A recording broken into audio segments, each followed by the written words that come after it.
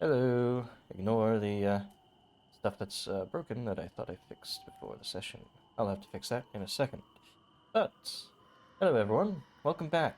This is our first episode for Season of Ghosts. We had some scheduling issues, and, well, not really issues, I would say. It's more people getting forward in life.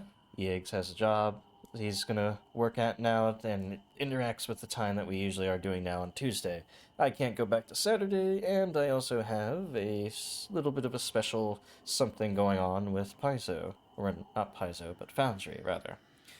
Can't talk about it, haven't signed the NDA, but I don't know what's on it, so I really shouldn't say much more other than I'm going to be an official map maker. That'll fill a little bit more of my time, and honestly, it's a little bit difficult to run a homebrew campaign and develop that out to the degree that which I like to, while also being swamped with a bunch of other work. Patreon, that, it all adds up. So, here we are, in something a little bit different. Season of Ghosts is one of Paizo's adventure paths. That means it's a pre-written adventure. However, like Kingmaker, it's pretty open-ended. There's a lot going on, and there's a lot to discover and explore along the way, especially with the fine characters my players brewed up for this campaign. So, with that all being said, give me one moment. Actually, no, I should do it a little bit later once you guys are like doing introductions and stuff, so I don't have to keep talking. I want to fix the HP bar stuff. But before then, before we worry about that, I would like, at the start of every campaign, and for the use of our viewers, for everyone to do the icebreaker thing that I usually do for the start of any campaign. Three things: who you are, what you do, and what your experience is with Pathfinder, or D&D as a whole, how you got started, and how it's going along. So, if you wouldn't mind, Faye, we'll start with you, as Shugo. Alright, I am Faye. I will be playing Shugo, the Sovereign Dragon in this game. My experiences with tabletop games extends quite a ways back. I think I started playing online through Roll20 probably at least 15 years ago, and I've played a bunch of different settings and systems: Shadowrun, Pathfinder, 5e, D&D, 3.5, 4th edition, lots of stuff. So I'm pretty into it. It would seem so. And Yuga, or Chris. That's right. I am Chris. I am playing a Tengu cleric named Yuga today. I am kind of a veteran of role playing. I've been doing this since I've been like D&D 3.5 since like 2002, and I've pretty much played every edition of D&D since then. I joined in Pathfinder when that appeared. Pathfinder 2, like our group just like jumped into that as soon as we could, and I've been having an absolute blast ever since. This has been my favorite edition of like any game so far. Just saying. Well, likewise. But, beyond that, Laudon, or, well, as you go by Nyx. Yo, I'm Nix. I went from playing a snake in the last campaign to playing a snake in this campaign. I'll be playing Laudon, the investigator of this party. I started. I think I'm probably one of the people who are probably second most news to role playing since I like started about like 5-ish years ago. I think. With well, it's 5 years as well actually. I transitioned into trying Pathfinder First Edition, and now I'm here in Pathfinder Second Edition. Alright, and finally, Baozin, or what we would call Neldu. Hello, hello. I'm Neldu. I'm definitely the youngest in the group, but I've been playing tabletop on and off for the last 8 or so years. I started playing 5e and first DM'd a fun game called Feast of Legends. Google that, it's funny. Um, and I'll be playing Baozin because I need my Kobold fix, and I can't go more than one campaign without playing a Kobold. Mm-hmm. Actually, wait, no, I played a Kobold last time, but a Null before. Keeping the streak going, then. Yeah, keep it going. It's my favorite race. Mm-hmm. Oh yeah, I'm playing as a witch, a kobold witch. And it also explains why there's a fifth member of the party, but that's just your spider. They don't talk. No, she doesn't. Yet. But with everything set up and ready, I just want to give the obvious warning. If you're arachnophobic, you shouldn't really watch because there's spiders everywhere in this campaign. Lots of them. So either, well, listen without viewing the screen or just yes. It is a very spidery campaign.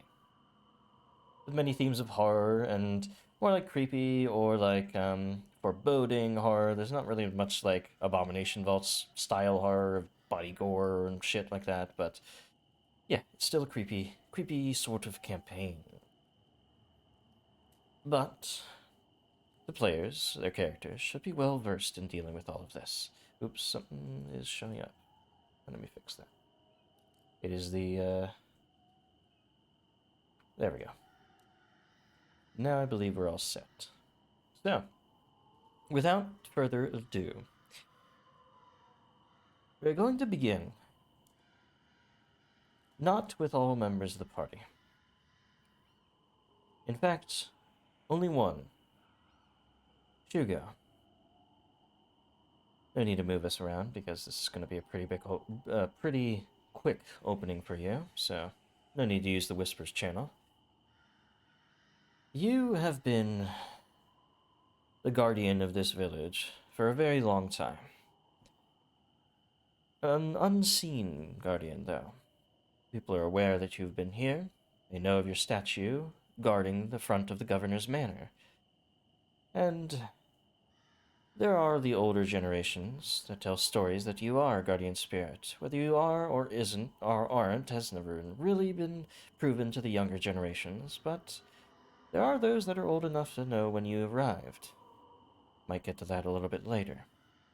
But for the longest time, for many decades, nearly a century, you have been guarding this village, warding away evil spirits on the other side that would do harm from the ethereal plane.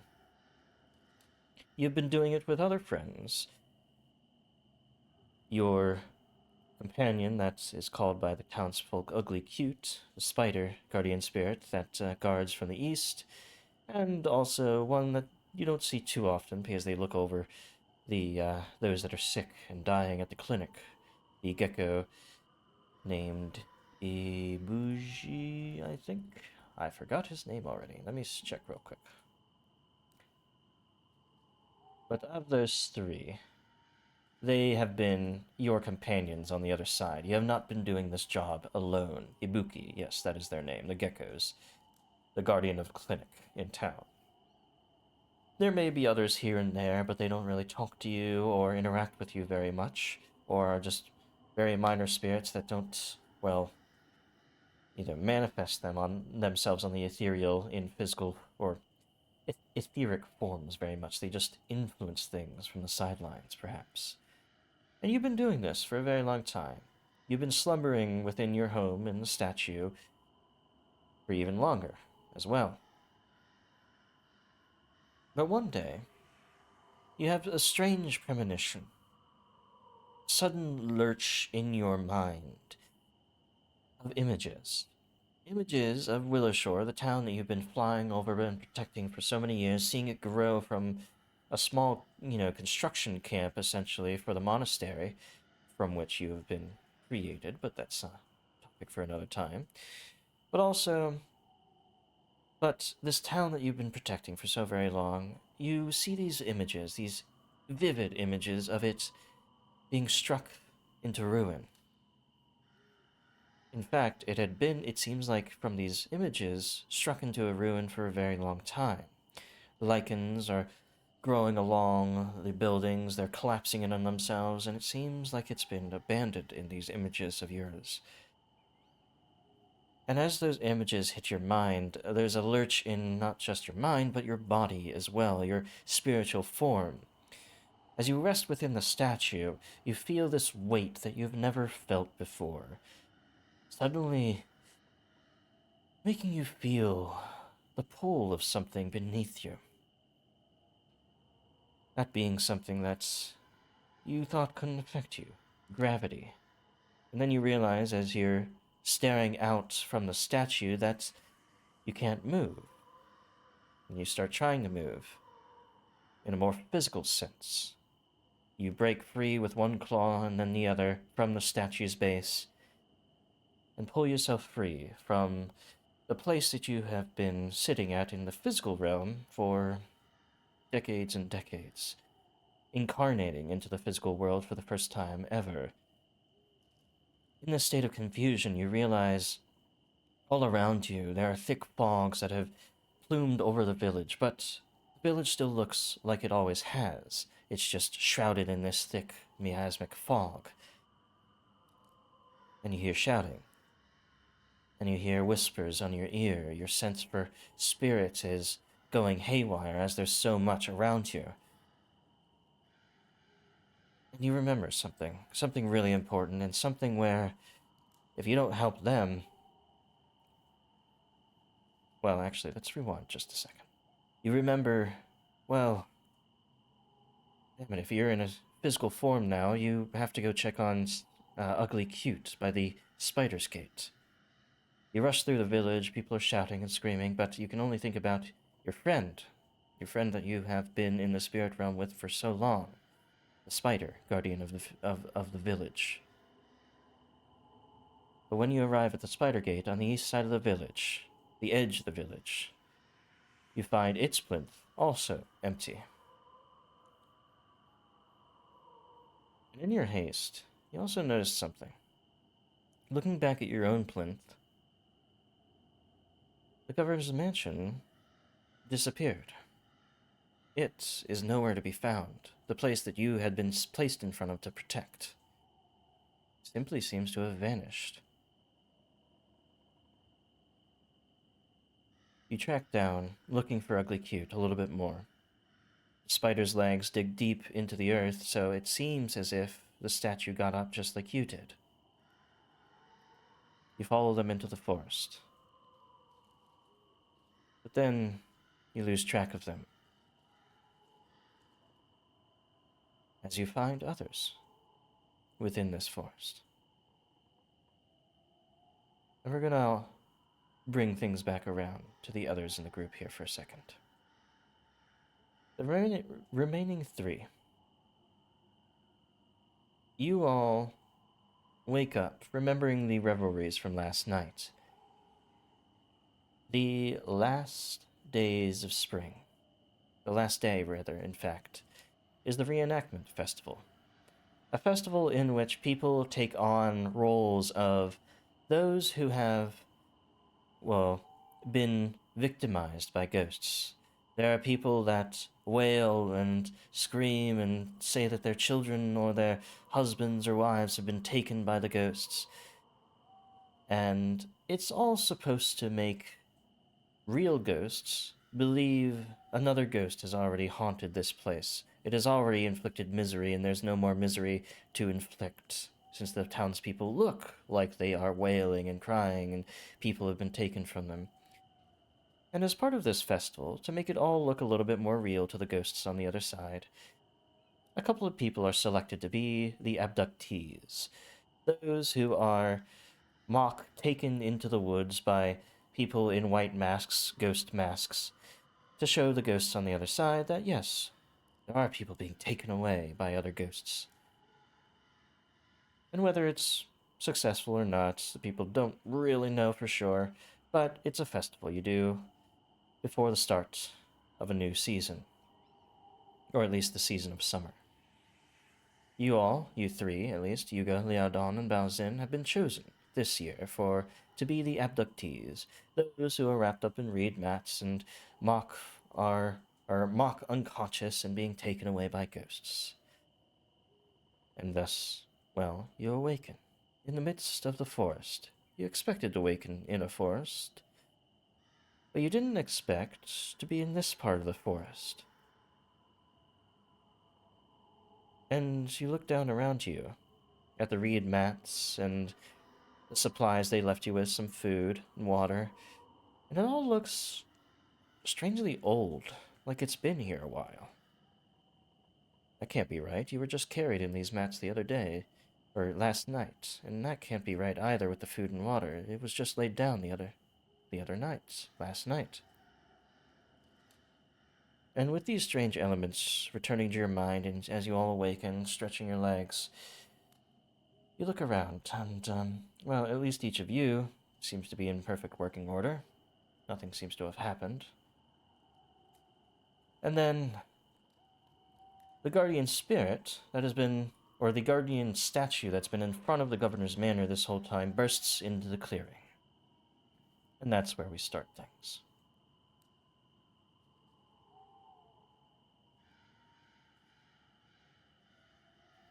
Sorry for the dump, but that's the start of a campaign, right? Absolutely. All The three DM's awaken. the only person who can do the last session recap on session 1. Mm-hmm. Let me get this. There we go. You all awaken in the early morning hours. There's a chill in the air. And fog seems to be seeping through the tree line. That's not your concern. Your concern is the sudden emergence of the animated statue that you've all known as villagers of the village, now bursting into the clearing. Shugo, to start things off, if you'd like, describe what is bursting through into the clearing here as you're searching for Ugly Cute. So, most of you have seen the statue, as mentioned, in front of the governor's manor, but never in such a lifelike state. There's still traces of what appears to be stone on the creature. In fact, he appears to be made out of stone. Large jade plates upon his back. Very much like the statue you remember in town, but moving, flexible. Those stones have cracks of jade in them as well, as he looks between the three of you gathered here in the clearing.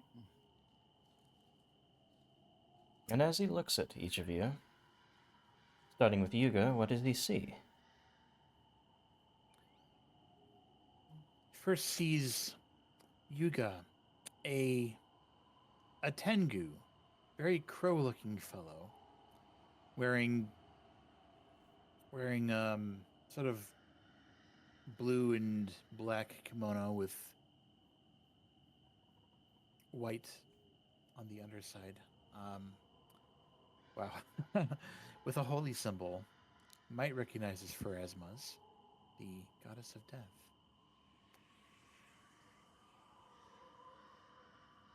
As she is called here, the Lady of Souls, more Lady of colloquially. Souls. Baozin, you stand betwixt the other two taller individuals. Yes, I definitely feel out of place, wondering if I had too much to drink last night. And I look at the two figures beside me to see if they're seeing what I am. I am a short-statured kobold, well, normal-statured kobold, with semi-golden scales, black horns, and a reddish gaze.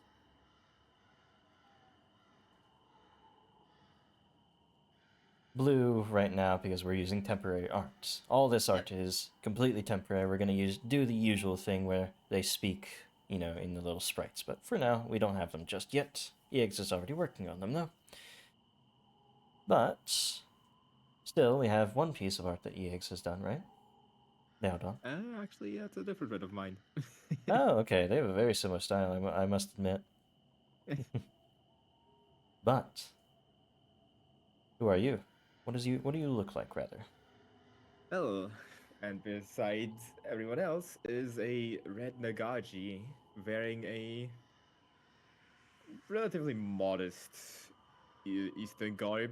He has a sort of inquisitive gaze about him, fixed in a pleasant smile as he looks around him, still confused though, especially at the statue that's moving in front of him. And as that statue moves, it sort of stares at you for a moment. I leave it to you guys. Shugo's claws rend the ground before him as he shifts back and forth with what is apparently anxiety. Yuga, the Tengu, gets up to his feet and faces you fully, with one hand kind of going to the spiral-shaped symbol that's hanging around his neck, and says, I don't know what you are, but do not come any closer.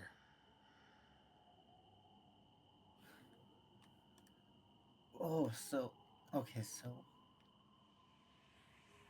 We know what you look like, but not what lies underneath. do you speak? And if you do, what is your name? He almost seems shocked that you are addressing him directly.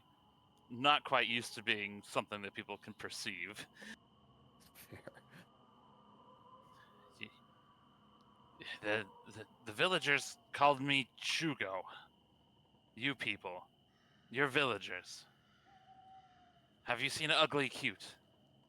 Like me? You guys would know Ugly Cute as the village's name for the other guardian statue at the edge of the village at the Spider Gate, as it is called. We I- have seen Ugly Cute, yes.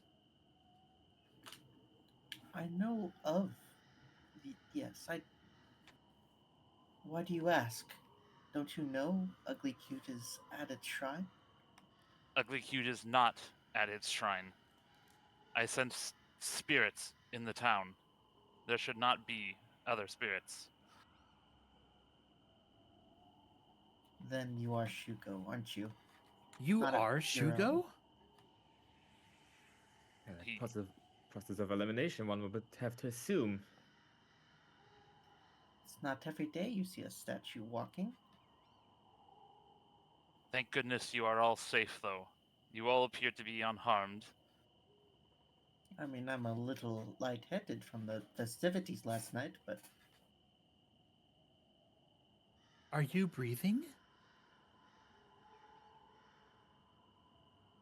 He checks. You are breathing, yes. It would seem this is a very strange experience. I'm not used to being grounded either. Can you eat? There I are mean, if- more important things right now than asking if I can eat. Do you feel sensations? With him breathing and eating and everything, I think the answer to everything is yes. I'm curious what got him to become animated in front of us. He seemed to be pretty content just being a statue for a pretty long time before. I told you I feel spirits. Something is wrong. The governor's mansion is gone. Okay. Please explain further what you mean by the governor's mansion is gone. Can you be more specific? It is no longer there. what? It's just been When you abandoned. say no longer there, Loudon, roll me a perception check as they're speaking. Let me.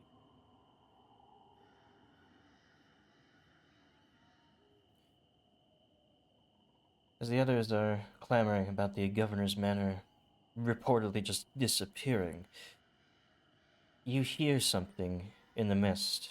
There are crows calling in the early morning and, well, normal foresty sounds, but also carried That's almost by the mists. You hear bones, fingers, flesh, and seemingly in a chorus of a few voices, they begin to say again, nails, skin, different body parts over and over, surrounding you on many sides in the forest. You hear chittering, breaking of branches, something rustling the bushes. You quickly make it aware to the others.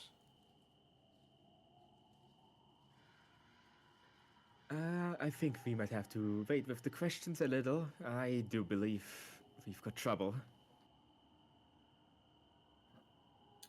Oh, that's. Wait, the festival was supposed to scare away trouble. Oh, it seems we might have to do this ourselves for now. Are you folks good with defending yourselves? I I'll be have fine. received training in warding off evil spirits and undead. That's I enjoy hearing that. I'll give you all of the information I can give you about these spirits in that case. Nice. Eh, Hearts. I have, As sorry, go ahead, shooter. I have done battle with spirits many times, but not like this. Do I have time to put up a mystic armor before anything happens? You do not, as your discussions have filled the void between hearing them and seeing the bushes rustling, and them really revealing themselves, thrusting out as if a spear from the fog, are these many spindly-legged centipedes, gigantic in form, 3 of which on your peripheries. They continue to spout off these words, strange for a creature like this, obviously. Teeth, ears, bones. You have little time before they start skittering to attack. I need everyone's initiatives.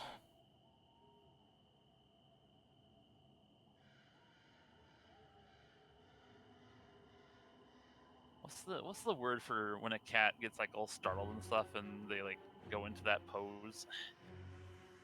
You guys know what I'm talking about? Where like their fur Raising stands your on all knuckles. ends. Yeah, Shugo does that when these things come out of the woods. I've got new playlists, so bear with me as I adjust the audio levels and such. Oh, there's a bear too? Now, there can be if you want to. No, no, no, no, no, no, no, no, no, no, no, no. No. Wait. As long as there's no boars. And they seem, at this point, to have taken you all by surprise. Oh, you know what? I forgot one module, which is the turn marker module. I'm not going to turn that on right now, maybe on break. But it is this one on the right that begins the attack. As it lists off another body part, its skittering gets closer, rushing up to Liaodong. Closest target it has, it is going to make a bite with its mandibles. They drip with this venom, obvious enough to see. But you narrowly avoid their attack. They're going to go for another. This time may have been a little bit better, but they've already overexerted themselves, and you've gotten your footing. Now, onto this one to the north. It is also going to skitter around right above and over these small rocky outcroppings where you had taken your rest once before. Now a giant centipede lies in attack. Goes for Bao Xin. As your spider sort of skitters into the crevices in the grass, you're able to sort of ward it off, push back against the head of this creature as its mandibles try to bite for your throat. It goes for another strike. No, no, no, no, no, no, no. This time very close, but again, it's overexerted itself, it's played its hand a little too quickly, and you're able to get a footing here. Now, we go on to Shugo. You will not take them. And as Shugo begins to move, a strange kind of ethereal cloak seems to come out of him before moving in to defend. Okay. And as he opens his mouth to bite down this creature, a ethereal dragon head seems to imitate those movements as well. Mm-hmm. Slam your jaws into its back, getting a flank on it as it's focused more on Liaodong. You definitely hit. And your jaws, your stony jaws, and the might of your spirit as well, crack through, straight through its carapace and nearly bisect it, destroying it immediately.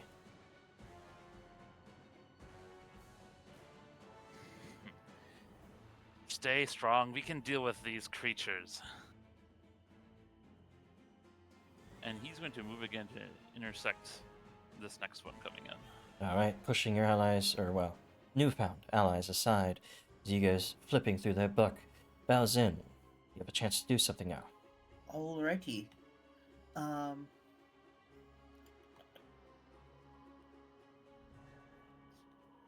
am going to cast Nudge Fate, targeting myself.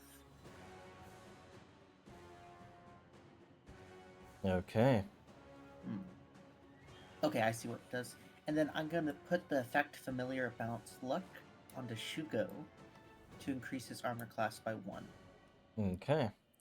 Has the pop-up affected or came up for either of you? I see it. I'm gonna try to drag it to myself. I have not seen a pop-up. Huh, okay. I'm seeing it. Well, if you press +1, does that apply it to you? Yes, I have the 19 AC now. From Okay, so I think you have to drag it to yourself so you get your own pop-up. Oops. What happened there? Okay. Yeah. And Nudge Fate, it only applies to +1 if that would change it from Yeah. to success. Alright. Alrighty. Then I am going to grab some shards of metal and cast Needle Darts. Mm-hmm. You perceive possibilities around your allies, threads that pull them in different directions. You pull on one or two threads just slightly, not to break it, not to shatter it, but just to influence it. But as you Just by 4. bring up these needle darts that are like a spider's fang and shoot them out towards this giant centipede, its carapace absorbs most of the blow. Oh, well, that did not work. Mm-hmm. But either way, you can right-click Nudge Fate, the card, in chat and add it to yourself as an extempore. I should make a effect for this, though. I don't know why it didn't come with an effect. Okay, the armor one has that. Mm-hmm. We'll But not figure the it out. other part. Oh, Yeah. that was... That was Minok. But we'll figure it out as we're going along. New characters, new effects, all that. It'll be your turn. Yuga. Yep. Okay, I'm going to chant a quick prayer and gesture my arms to and aim a beam of divine energy at the creature up there in the top, one that's threatening my 2 pals. Okay. Divine Lance, granted by Pharasma. Sort of this bluish-white beam shot out towards this centipede. It does land, and it does rend at its spirit, but not enough of it. I shall follow up with just a basic shield. Okay. Defend yourself as well. We go to Loud Being a bookish nerd that he is going to first start with devising a stratagem, and because I have the feat, which is known weakness, I also do a recall knowledge at the same time. Alright, that'll be a nature check for these guys. Or is it... I think it just uses my device stratagem, D20. Whenever you devise that, you can also attempt a check to recall knowledge as part of that action before rolling the d20. That implies that you're making the check. Oh, okay, gotcha. Which skill again? Nature.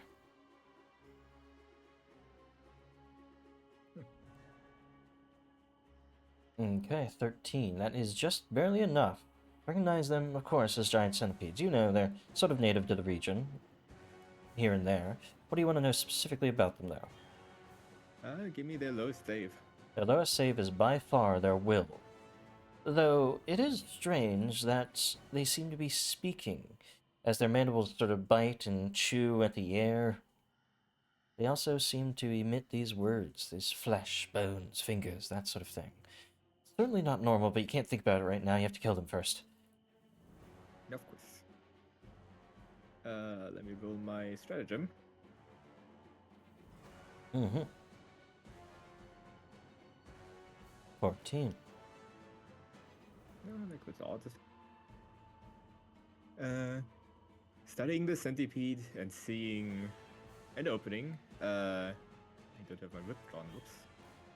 You would have it drawn since you Yes, had been yes. aware of the danger.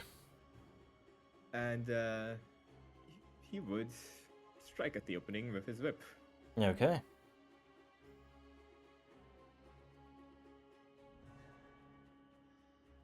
See, it overextends its body in one direction, allowing you to sort of whip into them and right between the plates of the carapace. Definitely hitting.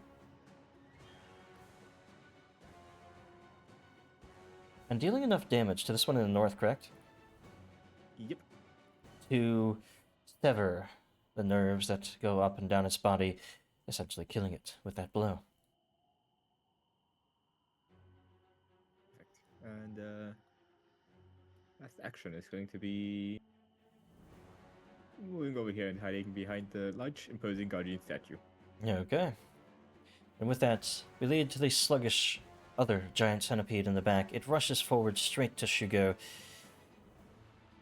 No meat. As it seems to lose the will to fight, especially against Shugo, as there's not much for it to eat, but it's still sort of clattering and biting at you, so you're gonna have to deal with it at some point here. Speaking of, Shugo. As it rushes up like this, Shugo's going to extend his claws and shove it to the ground. Okay. They knock down, if I can find it really quick. I mean, it's right. 1 second.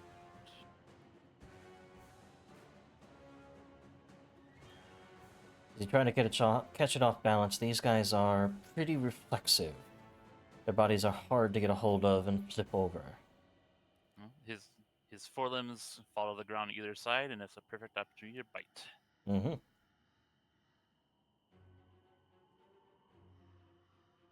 Natural 20. Roll your crit.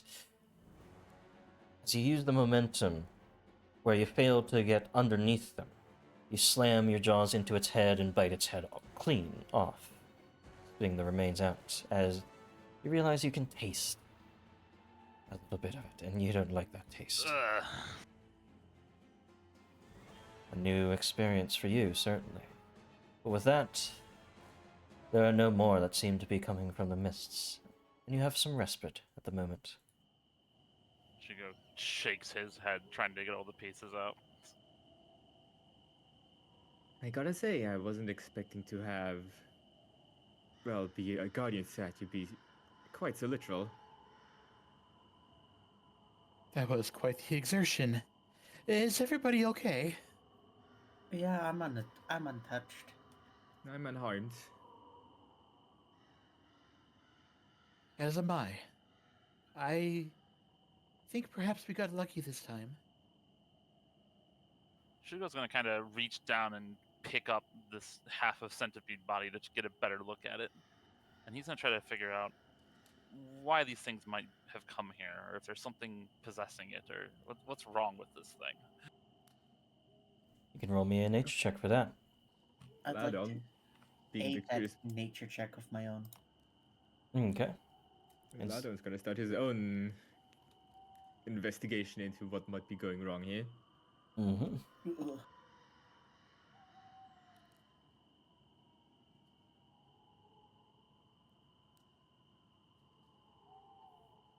Bowden and Leodon, you have your concerns, of course. These creatures aren't supposed to speak, but you aren't sure what to think beyond that.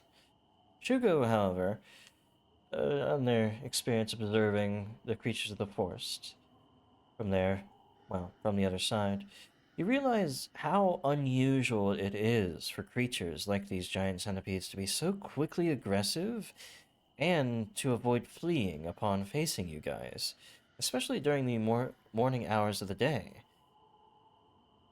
It's odd, and it's certainly out of the usual for these creatures, beyond them literally speaking as well in their rudimentary way.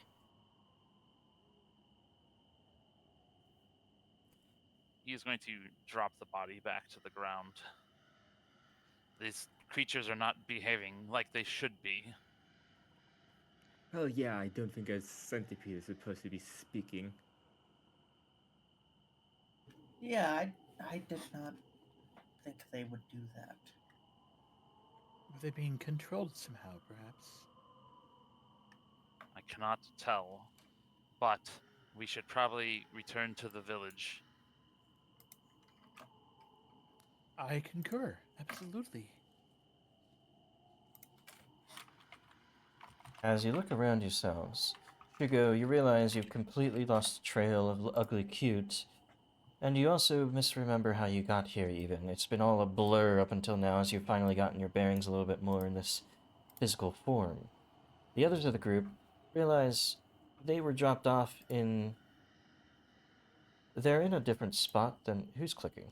Who's clicking their mouse? Sorry. That might be Nelda. Your mic's open, I think. Yeah, Nelda, your mic's completely open.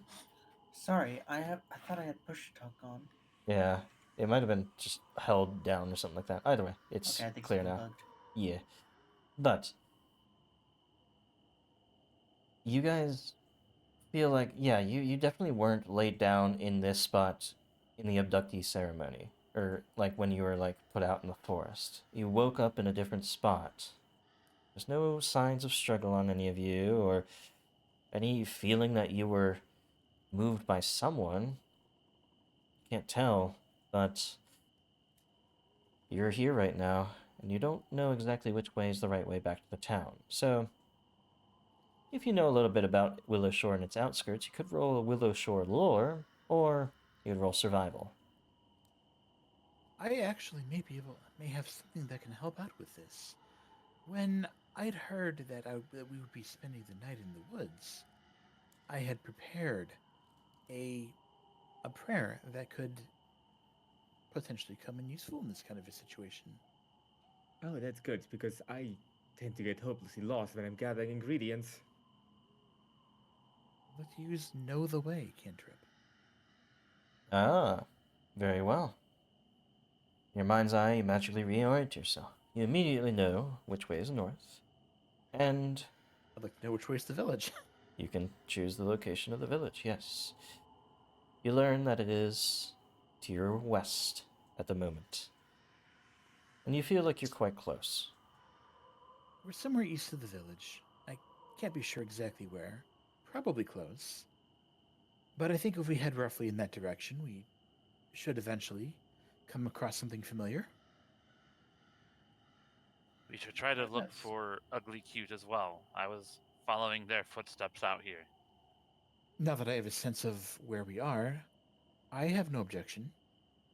I do admit that I have completely lost the trail, though. That makes sense considering you are normally a statue. I mean, when it comes to following trails, look no further. I'm usually pretty good when it comes to tracking down anything. Excellent. Aside from the way to go, I'm terrible with that. Well, the two of us together should do a really good job with that, don't you think so, Leodon? Oh, indeed. I would like, Then let's put our heads together. then the Audon to make the survival check. Or Shugo. And put your heads together too. Yeah, I may need to rely on. Shugo can follow his senses, and Yeah. you can guide him or help him.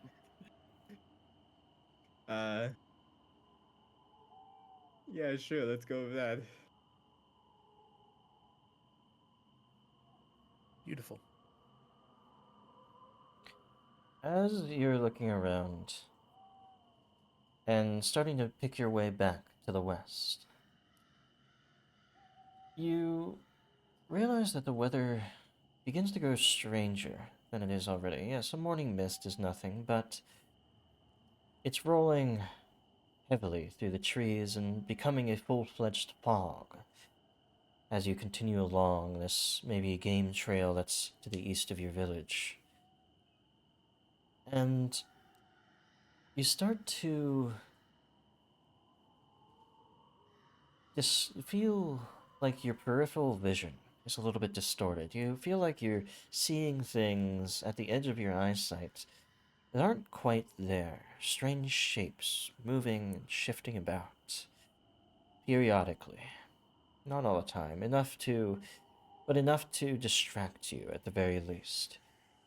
And of course, sensing your direction in this fog is getting more and more difficult. But with Yuga's aid in directing you in one way, and Shugo's ability to recognize where you're going, you're able to pick your way back beyond the forest line and out next to the Duyu River. I'm gonna move you guys over to a new scene, or rather, the Willowshore scene. And I recognize I forgot to make a party token.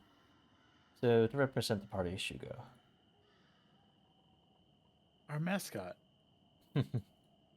Don't tell him that. Guardian. Don't tell him that. But What sport is he a mascot for? you recognize the DU because you can just barely, at the edge of your vision, about 500 feet out, see the docks and some fishing boats that seem to just be drifting in the water. That 500 feet seems to be the limit of your vision. You can't really see what's happening with the rest of the town as the fog gets deeper and heavier. And even things 100 feet away seem concealed, seem difficult to discern against the background of fog between you and them, or whatever you're looking at 100 feet away. But You know, I've never paid much attention to the weather around here, but is this fog natural? Can roll I a make an nature check. occultism check? I would like Occultism to- could work too, yes. Did you say nature? Yeah, nature as well, yeah. Should I do it on trained, or does it have to be trained? Most of the time you need training. Unless you have, like, Worth a try. a few points in it from your, like, stats, sure, but, yeah. As you guys think about it, yeah, this thick of fog is certainly, well, not normal, to say the least. Yes, of course, you get mists and fogs around here, but this is deep. And because of that effect on your peripheral vision, you feel like this is supernatural in nature. Baozin can pretty much confirm that. And the sight of the river, the Duyu River, does bring you a little bit of hope, though. As, well, you know the only way back into town is across the Duyu River Bridge here.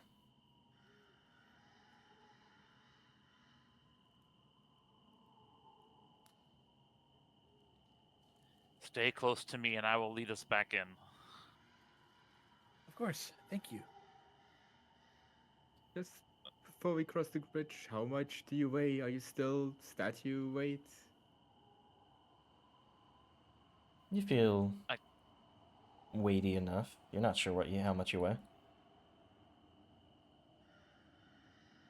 The bridge supported me on the way across. I'm sure it will be fine now. Yeah, fair enough, fair enough. Would it still be okay if I were to cross before you? Just, hedging my bets. You must stay near me so I can protect you from these spirits. Alright, understood. As you guys are crossing the bridge, though, and the fog persists, you have time to think, well, are there any old legends? Is there anything your grandmother's told you? If anybody has Willowshore lore or society lore, roll it for me.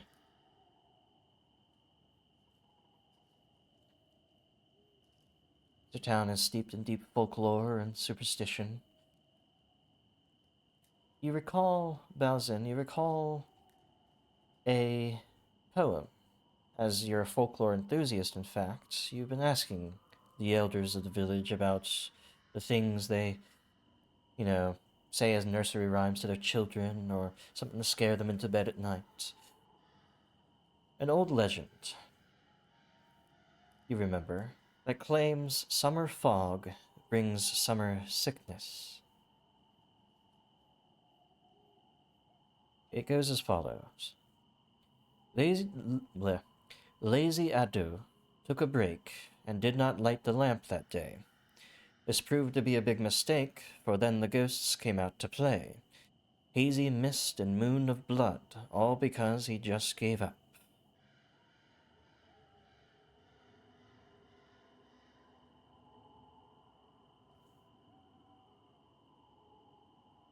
And as Bowsen recants that, you all immediately recognize, every one of you, it may refer to the eternal lantern in the center of your village. Lanterns like that are common throughout these lands, that show that a village has not been abandoned, that somebody's keeping the lights on, essentially.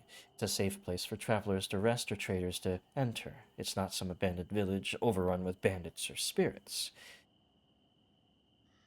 And Shugo remembers as well that the eternal lantern was gifted to the village by Zishui, the, well, Sangpochi cleric that essentially built the monastery that lies up the hill from here, and Willowshore's existence owes to it. The rest of the party didn't really realize that the Eternal Lantern actually warded off mist like this, because it's always been on, but it may be off now that this is all happening. It may be the cause for this mirage mist, rather. This mirage mist, rather. Yes, that together. That is very concerning if true. Very. We Let's must go go and relight it if that's the case, then. How was it lit originally? Copper coins were thrown into it, right? That is correct. Oh, I think I have some spare change.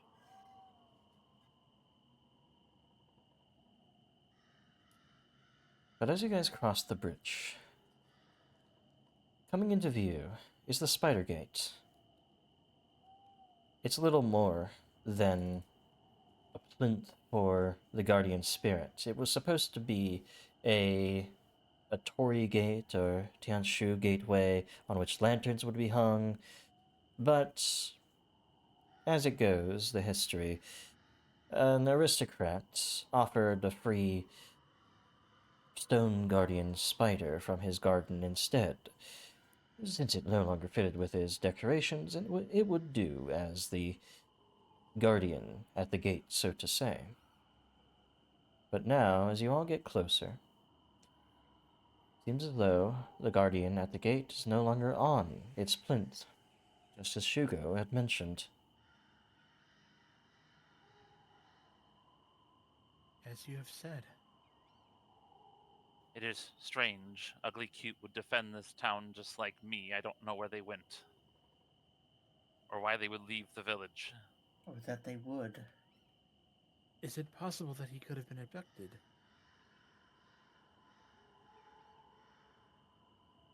No. Making a statue seems odd, yeah. Could it be that he, just like our dragony friend here, got a bit more self-aware and started going who knows where? Ugly Cute would not leave this village. You also see the entry lantern, not the eternal lantern, of course, but another marker lantern that marks the entry to a village that was normally held in the jaws of the spider statue has now been toppled in front of the plinth that once housed the spider and has been extinguished. Well, I'd like to like that if possible. Okay. Stand it up first. Of course. Stand it up on its own stone sort of, pole or post rather. But as you look inside it, opening it up, you recognize it's empty of oil. It must have spilled all into the grass as it fell. That's a shame. I have none on me. I happen to be out of oil currently. I try to keep stuff on me, but unless it happened to be just carried around and Alchemist took it out.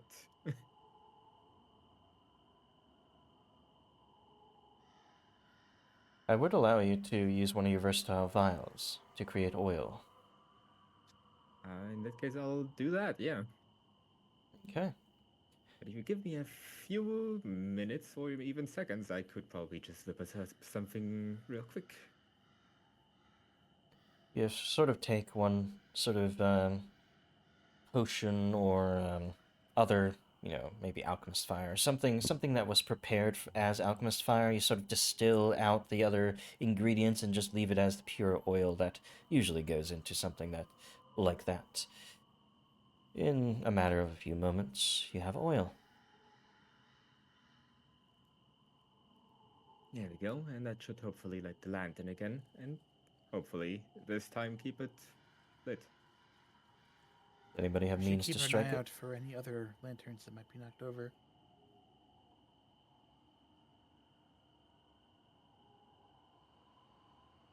What? Shugo I looks. may be able to light some magically. It's not quite the same, but it might help. Shugo definitely looks concerned still that his friend is gone.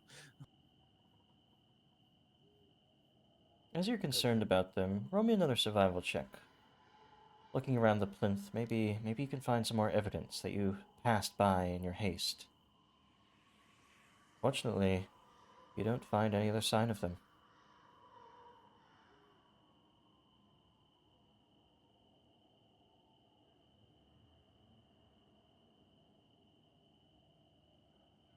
But the village is in trouble.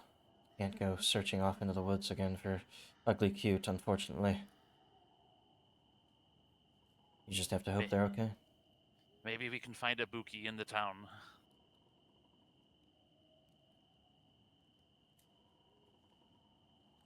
The villagers would know ugly cute and they would know you, but they would not know Ibuki.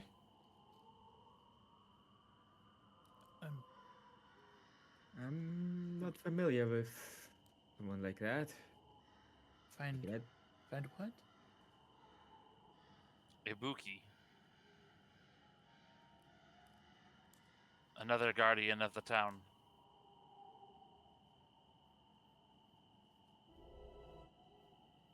They would be near the clinic. Yes, let's go. Does that jog my mind at all?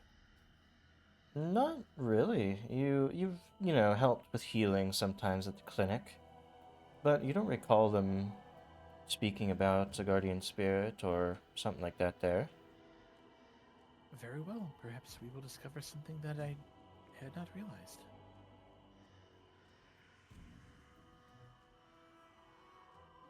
All right. As you guys light up the lantern, striking it, give yourself 20 experience points. While it is not the eternal lantern, you feel the town might just be a little bit more protected from these fogs. Would we have gotten experience for the encounter in the woods? Yes, 60. Sorry, I forgot to mention that. Yep, just want to make sure we're on track. Alright. And for the purpose of it, early morning has given way to just regular morning. As time has passed, as you pick through the forest and have investigated the spider gate, time is passing and time is important as you are rushing to defend the village. It is really another 1,000 feet before you see the first signs of civilization on your side of the river here. What would be the eastern watchtower sort of hoves into view from the fog. And the first rice paddies as well.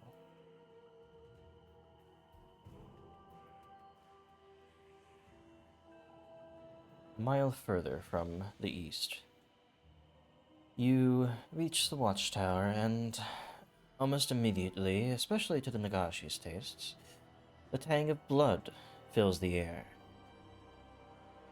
And you think you see shapes strewn about on the ground in front of the watchtower.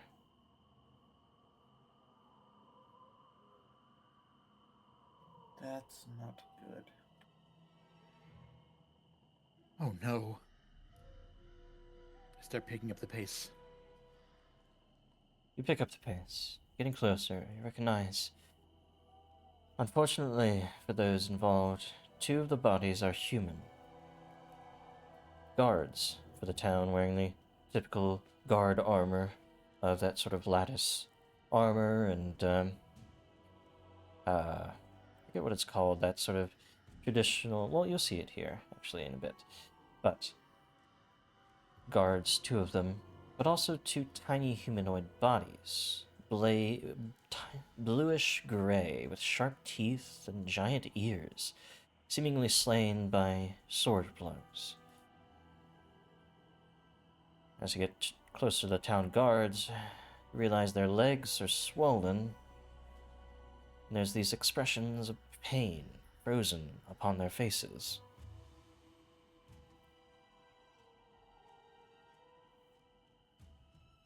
When I passed here on the way out, I assume they were not there, correct? Everything seemed fine. The lights were on in the tower, they still are, but there weren't bodies strewn about in front of it.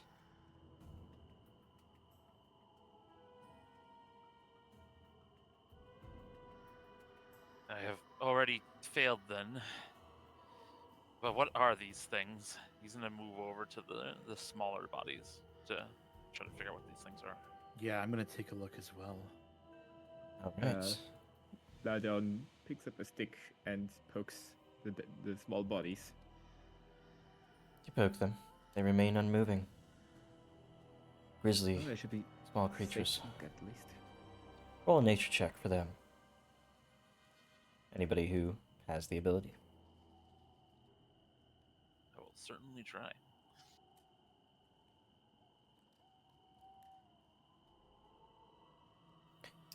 Oh, yeah, they beat me to it. Shugo's not having a good night. Hugo, you're confused. Physical creatures like this you haven't seen much of. You're not sure what they are. Liaodon, it's on the tip of your tongue. But you still can't reveal the information from the back of your mind. You're not sure either what they are. I think I've heard of these, but it's just slipping my mind.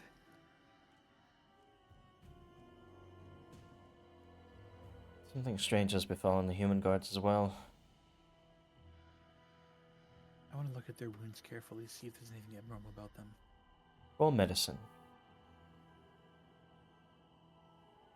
Ladon being curious is gonna aid. Okay. 17. Liaodon sort of chimes in that it looks like snakebite. And Yuga, you can certainly confirm. Many spots on their legs have been snatched by snake bites. And the visages on their face, the pain, lines up with death by poison. But no sign of the snakes.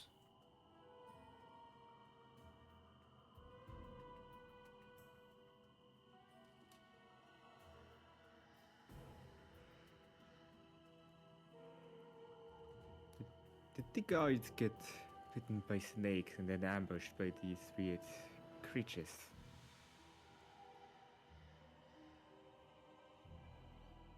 Or did they strike down these creatures and then somehow end up getting bitten by those snakes? Or did they succumb to their wounds? No, they would have gone for help. These humanoids, they're not at all snake-like, are they?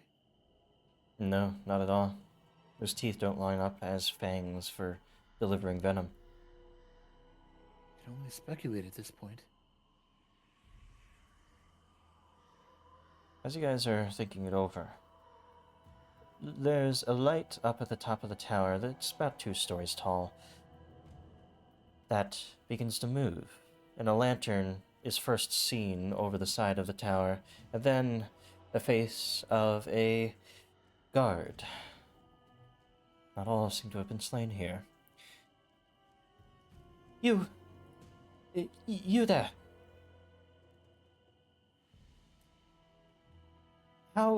Wait. How do I know that you're not spirits in disguise? Oh, do not fear. It is I, Yuga Mina. You could be masquerading as Yuga. But yes, I've seen you around. You work at the Lady, or supposedly at the Lady of Souls, don't you? Well then, if you do, then you would know at least 4 of the 8 practices we all know when dealing with spirits. Well, of course I would. I mean, first of all, you simply be very careful about how you address these entities. I know that you must not be whistling. I know that you must not turn around if you hear somebody call your name behind you. At What else night, should I say? At night, yes, indeed. How about... I certainly hope you do not have any of your laundry out at night. laundry. Oh, yes, that's almost one I forget about. Oh, right, you seem to be not spirits. And if you're rocking around amongst the others as, well, a cleric of your knowledge, I can be sure the others are. But, wait, is that Shugo, the dragon in front of the governor's manor? I didn't know they were a guardian spirit. Apparently so. I can vouch for this one. I do believe he is who he says he is. I am who I say I am, and Ugly Cute is missing. Yes, we do believe you are who you say you are. Ugly cute. I mean, I would have had view of the spider gate, but that fog soon rolled in. As far as I know, Ugly Cute was there last time I looked out. I didn't expect any of this to happen. This is horrible. Uh, we were on the night shift, and, I saw you all being carried away during the reenactment festival by those, by the ones in the paper masks. Carried to, well, where you were going to rest for the night and come back to us and be saved, as it is in the reenactment festival. But, and those that brought you out there returned as well. But it was after that that everything went sour. And we woke up in a different spot than we had arrived. You did? Well, it just matches up with all the strange stuff that's been happening now. It was well after midnight, and with the fog rolling in and all of that, there were these horrible little blue monsters that came out of the woods to the south, with these serpents following them along. The other two with me, they rushed out to face them. I stayed behind with my crossbow here in the tower to give them support, but, well, they slew those little creatures, but soon fell to their snake bites. I feel guilty. I haven't brought them in. I haven't tried to save them. I can only hear them suffer. It is all right. We're in a very difficult situation. I don't think anybody could blame you. Nobody expected anything of this magnitude. I assume you weren't bit.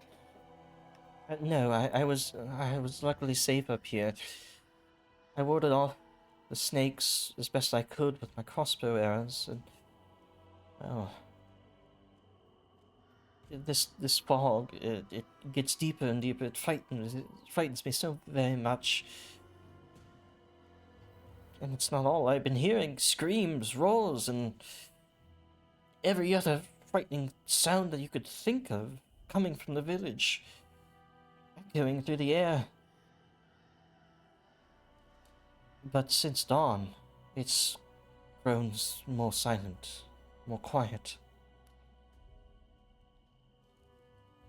I'd rather stay here. Stay here till this weird fog lifts. I have enough, I have enough food to last me at least a day, and, I promise I'll ring the bell if I spot anything else encroaching upon the village. I don't want to leave. Yes. Please do ring the bell if you spot anything.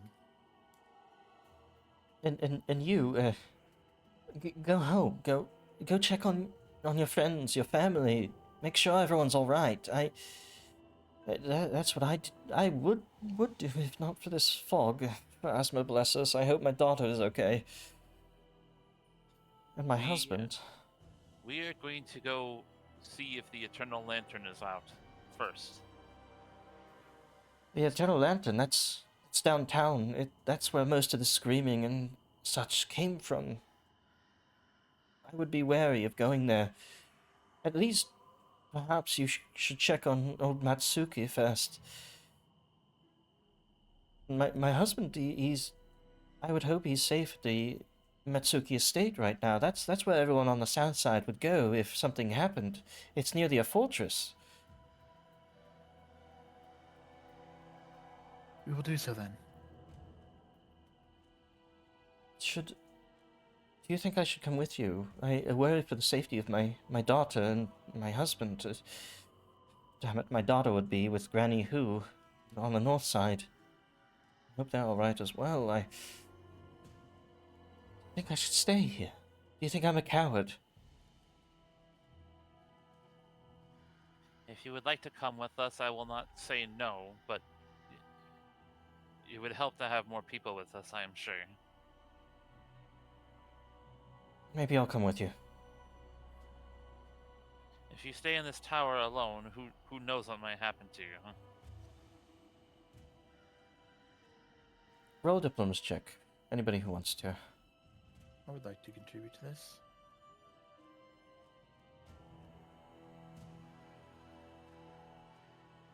Oof.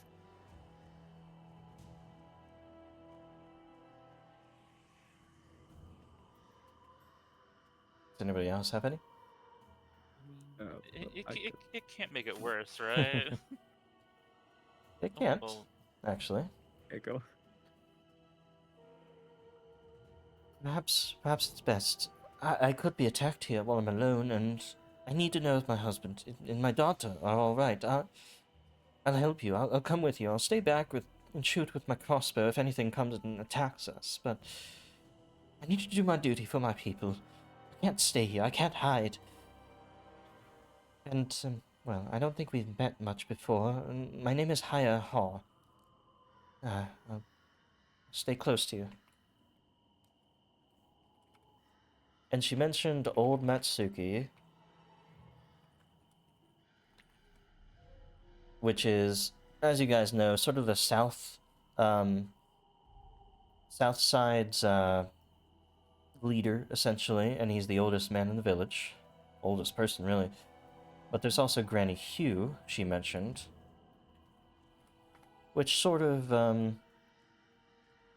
it's South Bank and North Side. She is sort of the North Ridge, rather.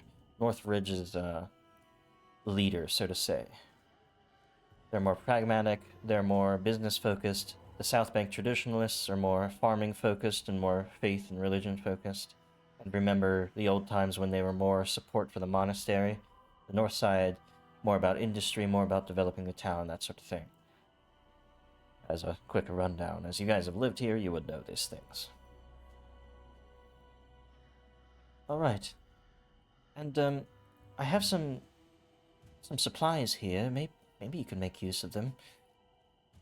Might be useful. Take a look. Maybe.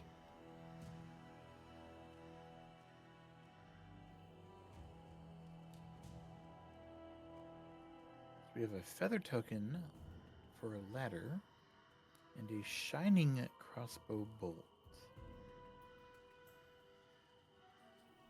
You would shoot that into the air if something were to happen and we couldn't light the lantern or ring the bell. The ladder, well, just in case one of us locks us out of the tower.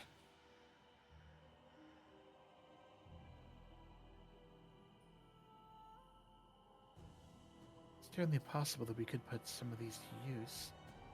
Although, does anybody else even have a crossbow?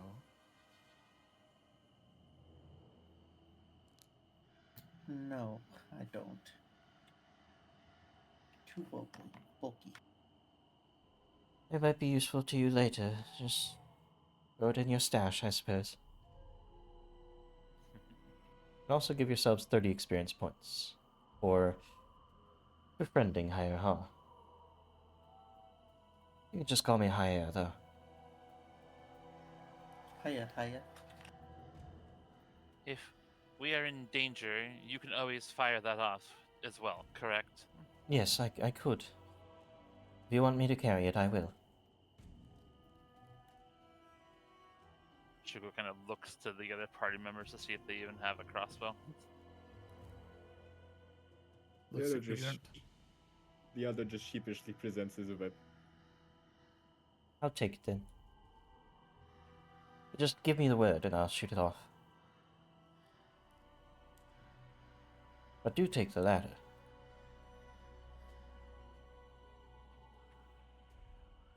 I've moved it into the party stash, although I'm not sure if we have a physical party stash yet. You can just put it in the regular party stash. Yeah. Just sort of collective carry. Alright, where do you think we should go first?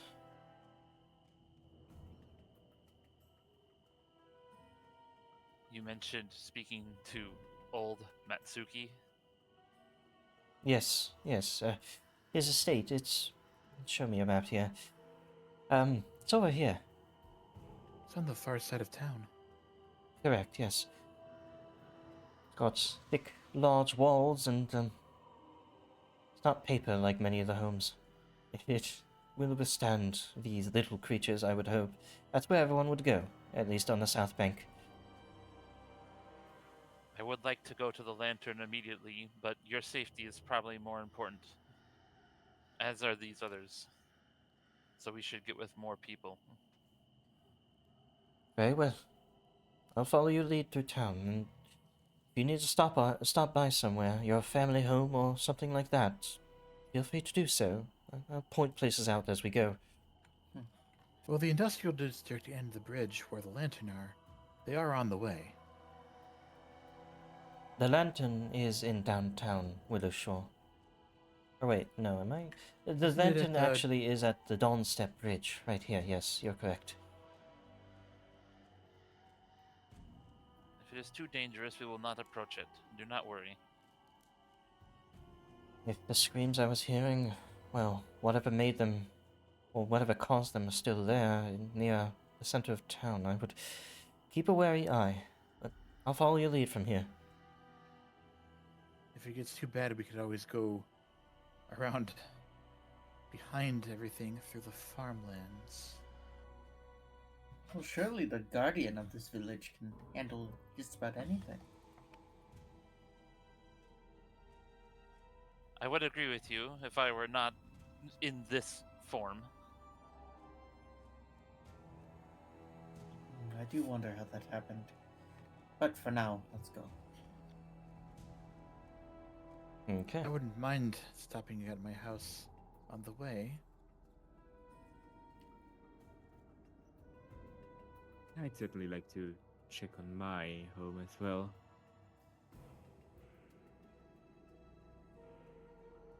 You're the, wizard's son, aren't you?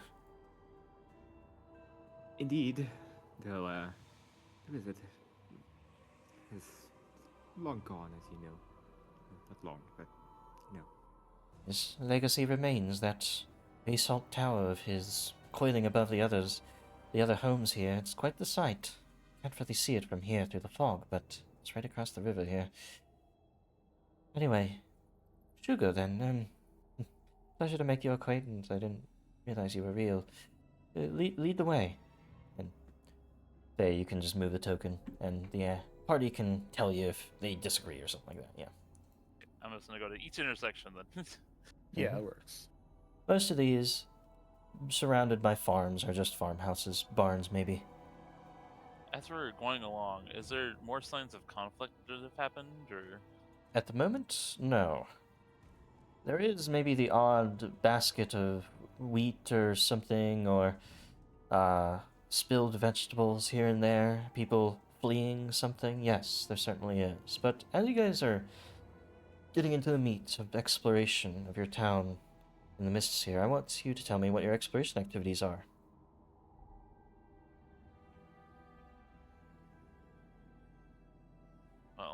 Shugo will be exploring as we travel, or searching as we travel. Okay. Searching is thorough, so it may make you come across dangers more often. If you avoid notice or you scout, you can reduce the chance of engaging in, well, dangers, random encounters essentially, in the town. Well, it is Shugo's job to take care of trouble. Okay. I will in turn scout.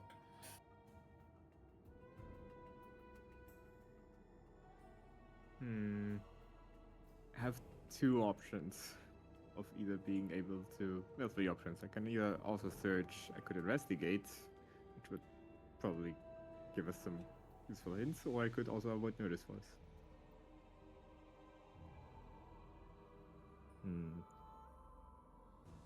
I'm personally, I can't really think of a whole lot else I can do other than searching or investigating myself.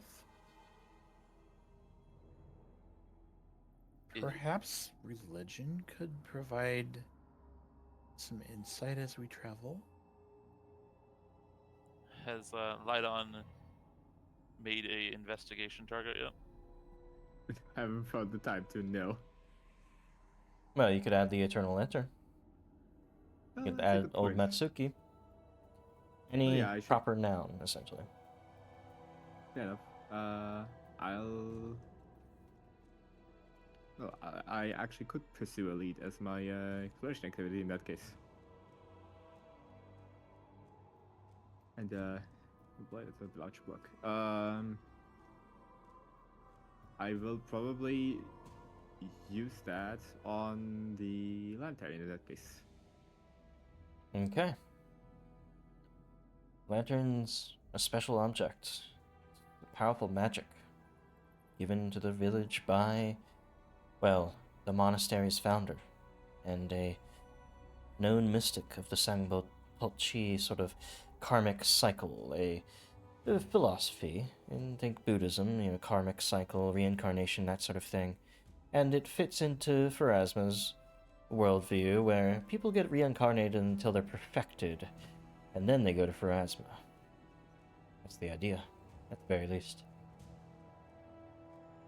The big question at play is what has happened to the big lantern, and yeah, that's basically the big question. Excuse me. Okay. As you guys go along, passing by the rice paddies along the shore, you look out into the river a little bit, and here and there are fishing boats just drifting. And you get close enough to the dam to realize that the dam is currently closed. The lake is a lot higher than the river that's going down this way. It's a marvel of engineering for such a small town to have a dam like this, but people may do. They have been, well, it's been quite useful for the town to allow for more, water and such for the rice fields and all that, Makes controlling the level of the rice paddies and not letting the river overflow onto them and flood them. So that's not a bridge, that's a dam. Shugo's just going to keep pushing the group forward Okay. as he searches for other people that may be wounded or injured. You enter the industrial district here. Many of the town's industries, the paper mill, the, glass blowers, the leatherworks, it's all here. And Yuga, you quickly notice that, yes, you're very close to Yuga Manor, or Mina Manor, rather, your home. And I do want to stop by, see if my father is there. Okay. We can take a moment to check on your family, yes.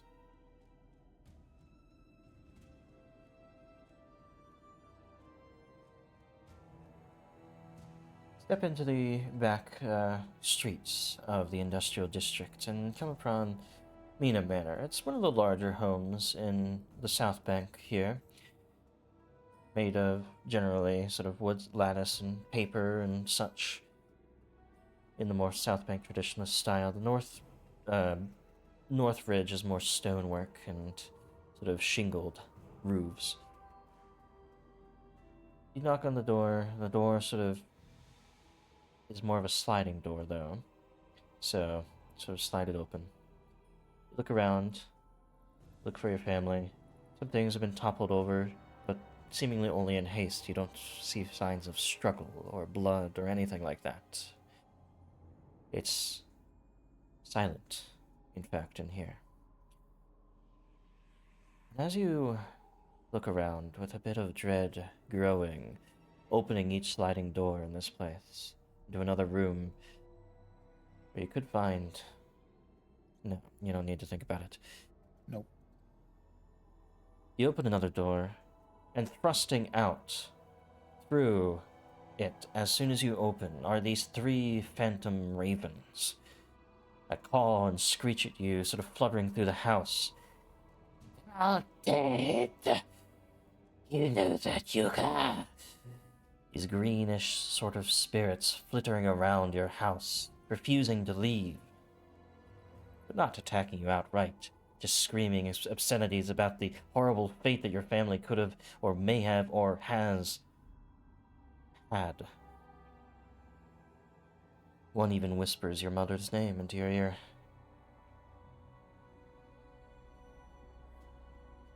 Do not speak her name.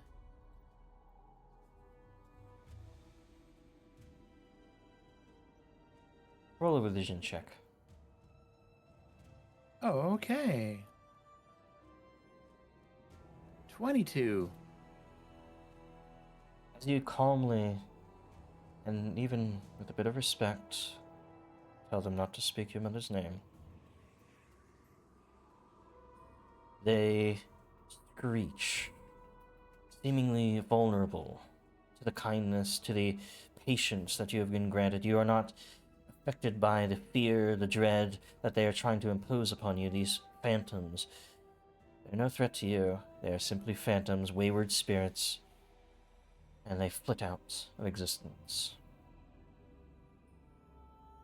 The call. Now that that's passed, I kind of just like take big deep breaths. Whew. Give yourself 60 experience points. I'm glad that you were able to resolve that. If I tried it, it would have been much more difficult.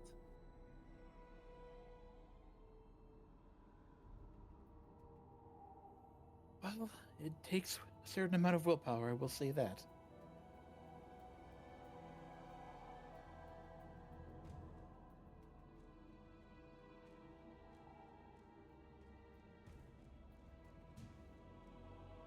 Burp. But It's not easy. as you finish your search of your home, there's no sign of your family, but there are, well, a few things stashed away here. Healing drafts, in case of emergency, that you can take. I would say this qualifies. I do not see any signs of blood, so they've probably gone on to a safer place.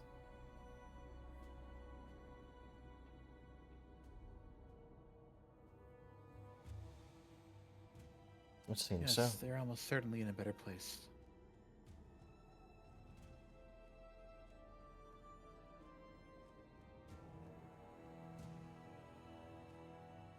I will pick up one of the potions myself. You also find something left behind of your choice. 2 gold pieces worth of something. You don't have to choose now, though. You can deliberate on that in a bit. But that is yours, so. I will have to. I will have to take a look.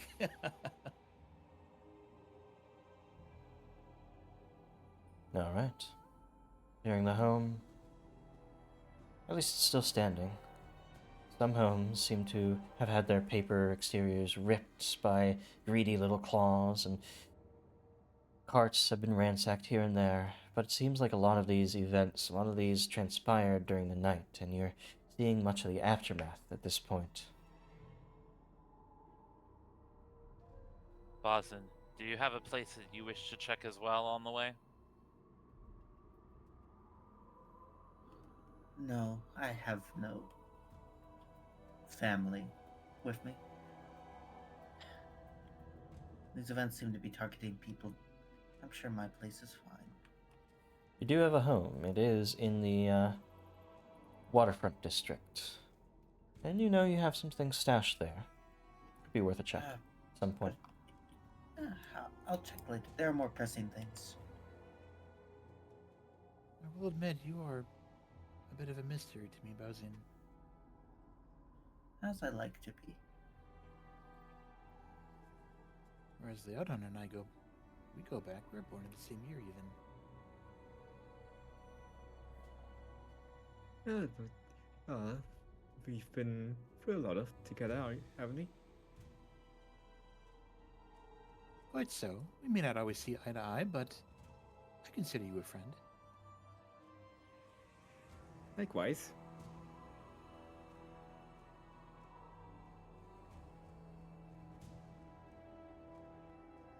So you guys clear the home and check through the industrial district a little bit.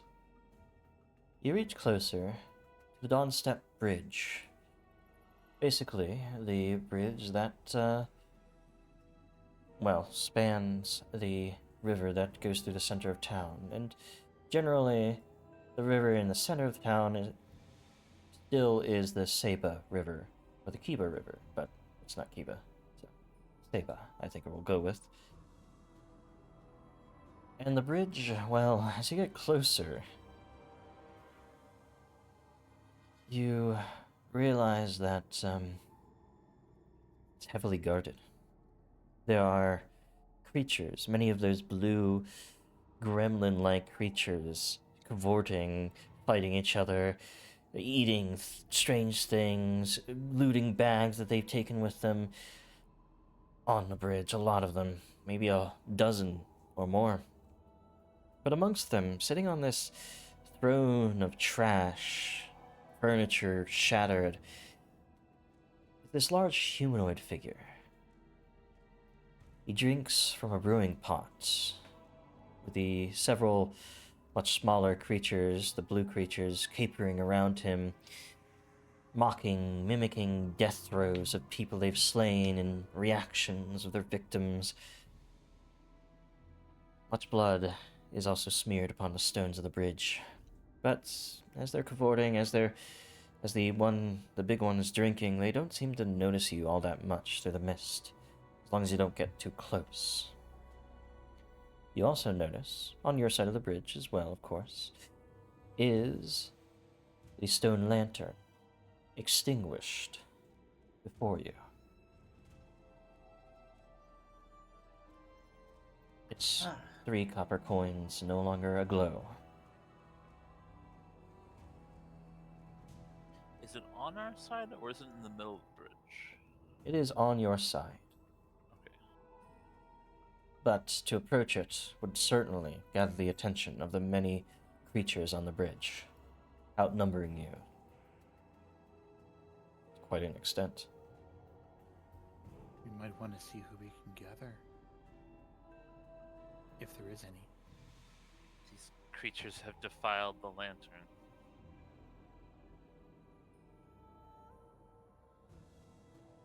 Are you at full strength, Shugo? Or are you still learning how to handle your new body? No, I am not. These are not spirits. Yet we Let us haven't step talked. away for the time being and see who we can gather. Perhaps at old Matsuki's place. You see his claws clench at the ground in frustration. I'm not sure if we have that kind of time.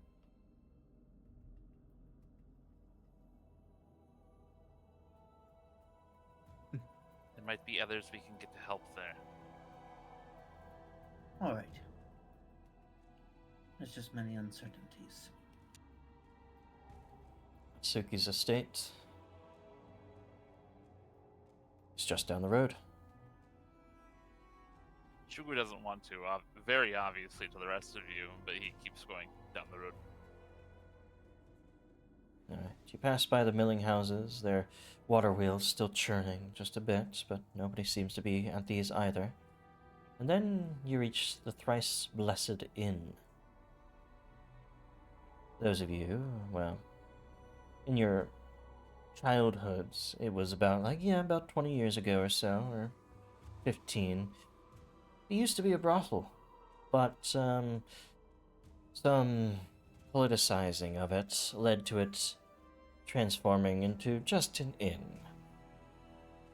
You know, it's led by Mother Otis, a half-elven woman, follower of Calistria, naturally. But an obscure law prevented her from losing the inn, or losing the brothel, as long as she transformed it into an inn instead. You knock on the door, looking inside. The place is trashed. You look through rooms really quickly, but you don't hear anybody here. Seems fine. And deserted.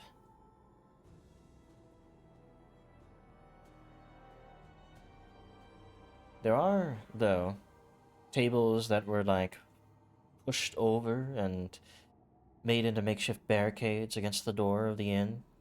The inn itself is not made of paper lattice like many of the homes here, so maybe people hold up here for a moment as the attack was in full swing, but now they seem to have disappeared.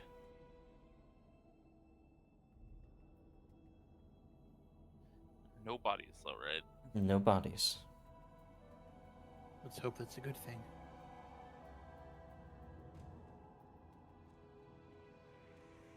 Onward then. As you go onward, you reach the walls of the Matsuki estate. He, as you know, was once apprenticed to the head carpenter of the Tian-Xia monastery, the monastery in which I've been speaking about, of course. But he and his family constructed this large Minkayan sort of estate to house all 24 of his family. Reportedly, the superstitious patriarch then made sure to bless the outer walls with salts and holy water, which maybe has helped it in these events. You see, up on a ladder, seemingly above, or reaching up the other side of the wall, there is a guard there, so that sort of shouts over, "Come, it's safe within." And Hayarha, who has been with you this whole time, waves. "Oh, I wave thank as well, of course. Blessed Frasmaj, my husband. That's him." I'm glad you were able to reunite then. I'm glad as well. Oh. She rushes over. The gates open and allow you all to enter. Let's go on in and assess the situation.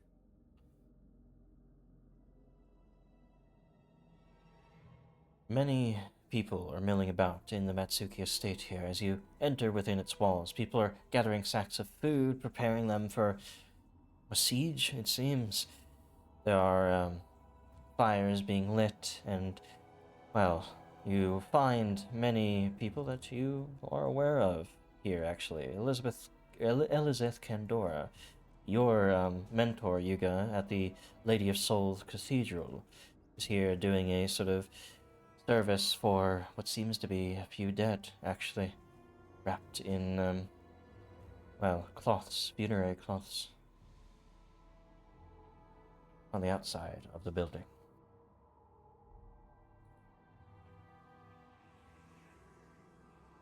I eagerly go toward her first.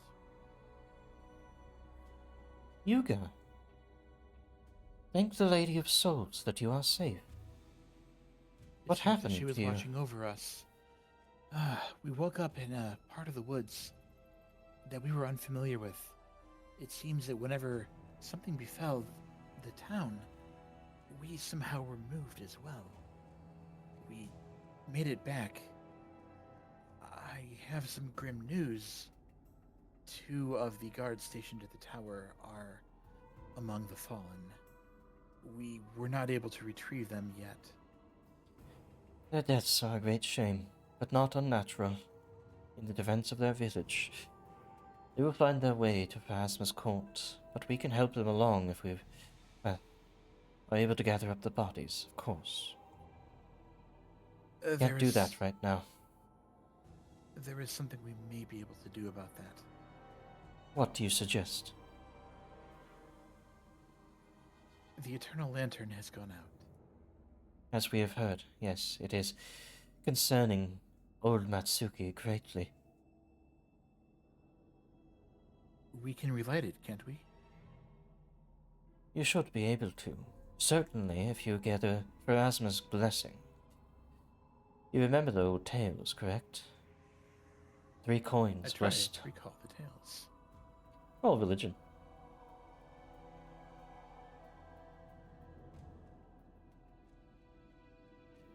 You recall the stories. The 3 copper coins were blessed by 3 separate gods. Who those gods were is lost to time, actually.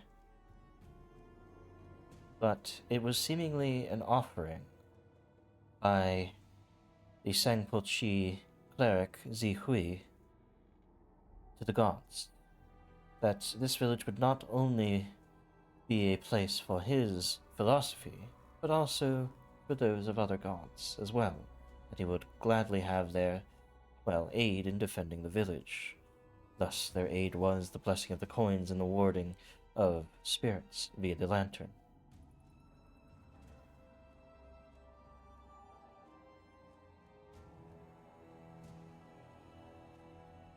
But to do this, we must get the blessings back?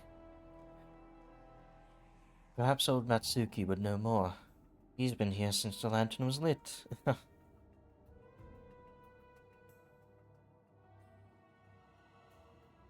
to think I was about to request backup in defending us as we light the lantern again. It seems we're not ready for that yet. Perhaps not. There may be other things you can do, though. Most of the guards here, many of them were slain in defending the village. Only a few remain, and I'm not sure if anyone would want them to leave, civilians behind. You, however, you and your friends may be able to do something. Do something on your own. But I would speak to old Matsuki about that. Enter the building, enter the estate, rather. Find him, and, may Pharasma bless your path. Thank you. You as well. She bows and goes back to doing the funerary rites for those slain. And as you all enter the estate here, it's a blur of activity. Many rooms have been cleared and converted into workshops, medical stations, or sleeping quarters. The only pockets of relative calm is in the banquet hall. You enter the space here, sitting amongst other major figures of southern Willowshore, one among them including your father, Yuga, and, well, you see your family. You've seen your family in the background as well, moving around helping people. Your father sits amongst them. Kawaka, I Mina. bow deeply. Ah, there you are, son. I could expect nothing less of you, with the knowledge you've gained from reading all those books. I was sure you would survive, and I told everyone else in the family that you would. Let it be known that I was most assured. Yes, of course. But it was largely through the assistance of, well, Leodan and our friends. At least these circumstances have not reduced your humility. Good. We were just discussing plans for saving our village. As he looks to old Matsuki, sitting at the head of the table.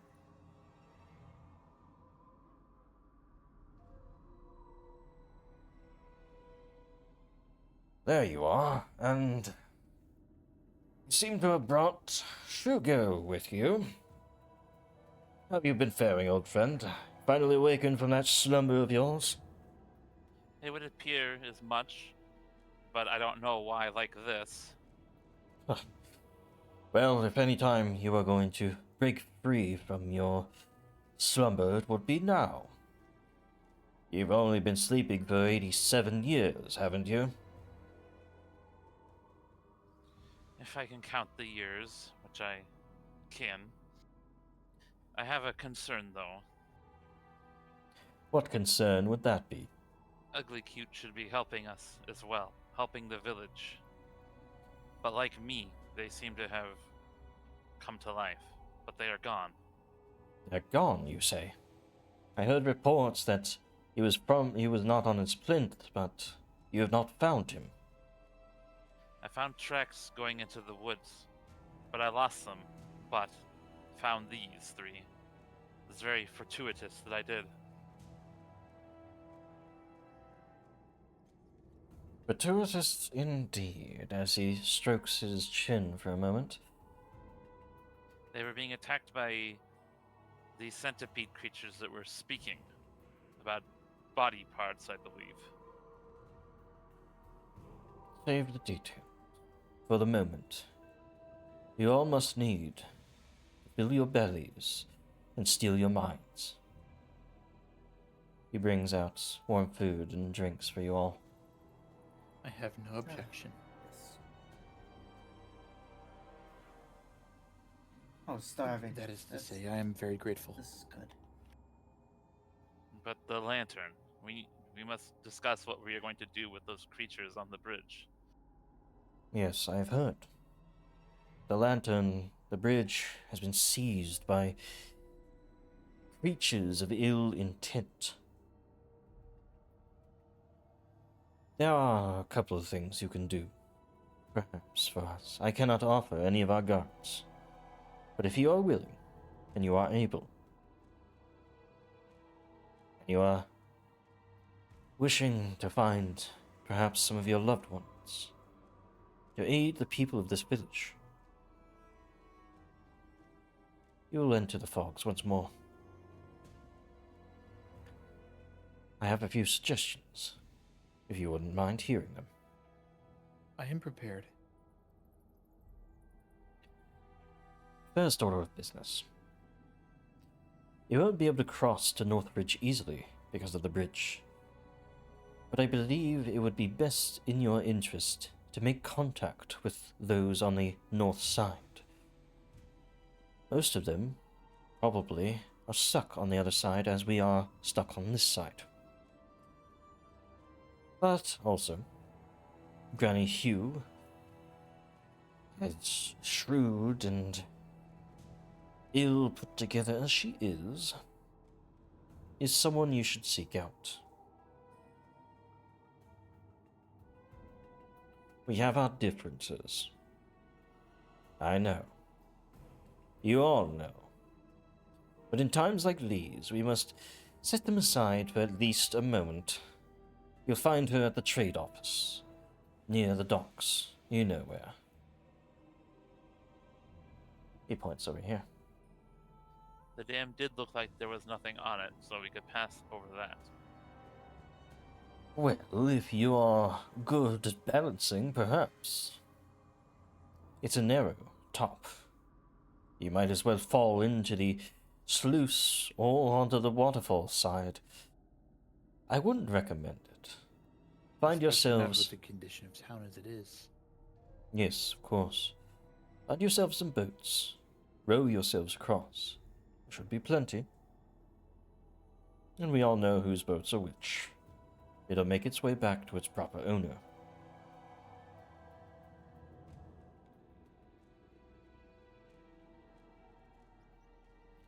That's not the only thing. Yes, ugly cute, I've heard. they are gone. Some of the guards made note of the stone spider striding through the mists. Though we don't know where he is.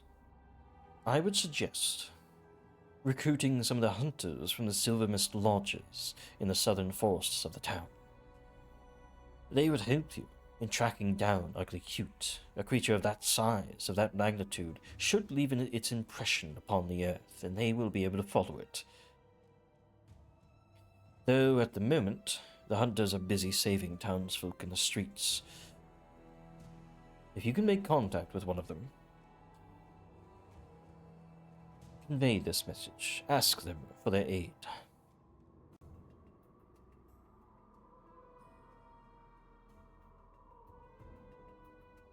In searching for Ugly Cute.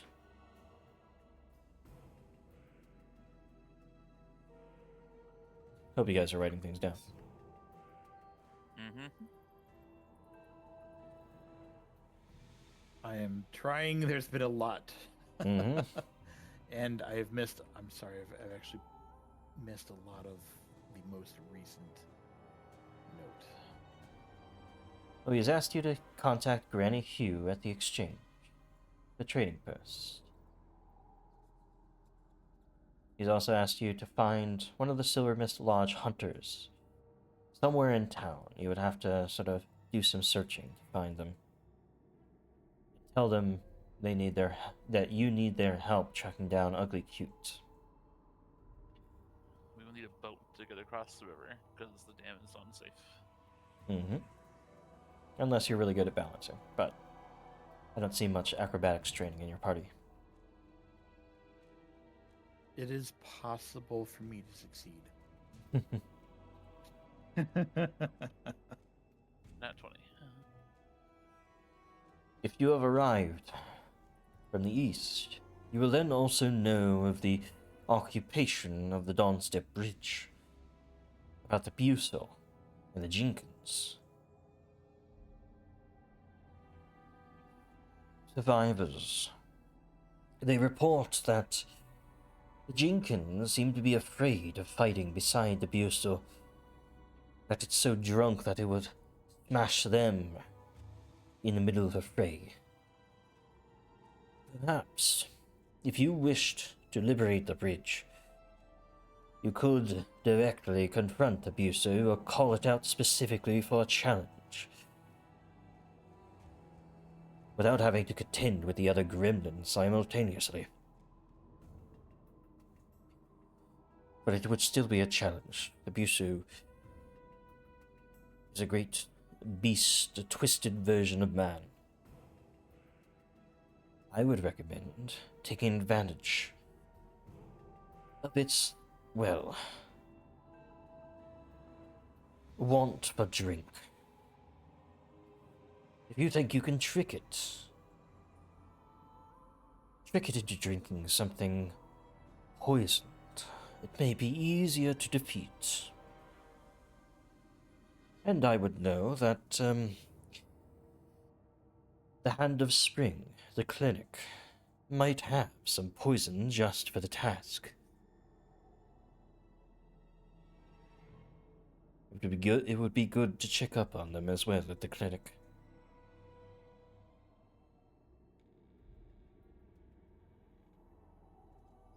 I would certainly like to check up on the clinic. I carry some poison on myself, but probably not something that is all that effective against these creatures.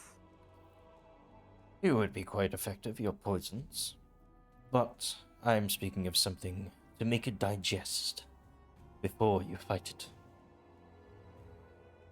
I know the clinic would have something of very good value to you for that effect, and since you, Liao Dong, seem to take your kind's enjoyment of poisons, I would trust you with that task, as ill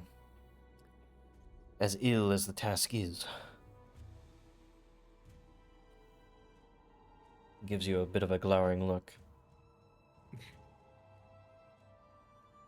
Well, what can I say? I'm certainly flattered that I'm to be entrusted with this. I will check on Ibuki once we are there as well. Ibuki.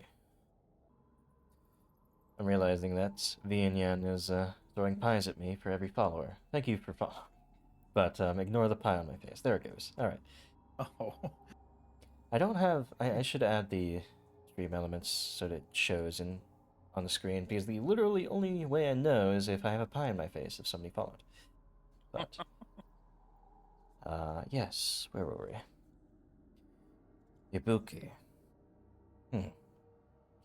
Don't know much about the spirits on the other side if they don't have a statue in town. You know, I was there. I was a teen when they commissioned you, Sugar, and they coaxed your spirit from the ether to occupy the stones that were quarried from the south of town. You were born in the same spot as Ugly Cute, weren't you? He nods in confirmation. The same stone. You all know that old Matsuki is the living lore of the town. He's 99 years old. So if you ever need a history lesson. noted. I am surprised you remember back that far. I make sure to remember the history of our town, since I was there from its founding. I have made sure my family knows its history as well. But on to pressing matters. The lantern. The supposedly eternal lantern is now extinguished. I did not know it was possible. But I was there when Master Zihui, not Zishui, Zihui, first lit the lantern using 3 blessed copper coins. I believe if you light the lantern once more, it would keep the strange mists at bay, and it would keep also that crimson moonlight that was upon the town last night from returning, bringing the horrors it brought last night. I suggest you find the blessings of 3 gods by visiting 3 of their shrines here in town. Of course, you, Yuga, know where your god's shrine is, and you could easily Of course. gather a blessing from it. I leave the choice of blessing from the other 2 gods up to you. Though remember, if you are the ones to relight the lantern, there are stories that the gods that Zihui called upon blessed him and his journey for the rest of his life. Choose the gods that you wish to bless you wisely. Cough, mechanically, it gives a bonus to the god's divine skill for the rest of the campaign. So choose the god very wisely. I'm only telling you this because it's a very, very big choice that'll affect the rest of your gameplay. So for example, Pharasma's divine skill is medicine. Medicine. Correct. There are many shrines here in town. The ones I know of and the ones I don't know of. Sometimes people keep their shrines hidden. Again, he looks to Liao Dan, and a passing glance at Bao Xin.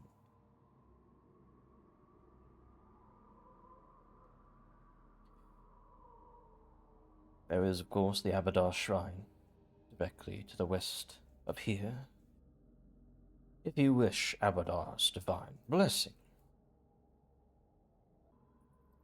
There are others, of course. I can give you guys the list. Real I would quick like here. that. Yeah, that would be very helpful. I can find where I put them. There we go. So, the Abadar ones has you its- automatically know about are the Shrine of Abadar, the Shrine of Daikitsu at the Nine-Ear Shrine, the goddess, nine-tailed goddess. Her shrine is actually here. Makes sense.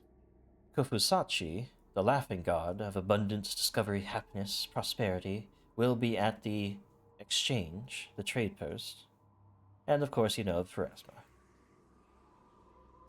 The rest, well, you can roll your religion check and see how many you know of, and where they might be. May I roll society to instead not draw on knowledge of the gods, but knowledge of the people who worship them? Sure. 25 religion. Okay. You're well versed in the gods of this place here. And you can list off some. There will be a god at the hand of spring. Qi Zhong, the master of medicine, of course, at the clinic. Though, you imagine his divine skill is also medicine. There's Kedifis, the elven god of hunting. You know the history of the Silver Mist Lodges is that some elven adventurers made them their home a long time ago, and there are also some of the older people that are here, the half-elves that now inhabit those Silver Mist Lodges, are the Silver Mist Hunters.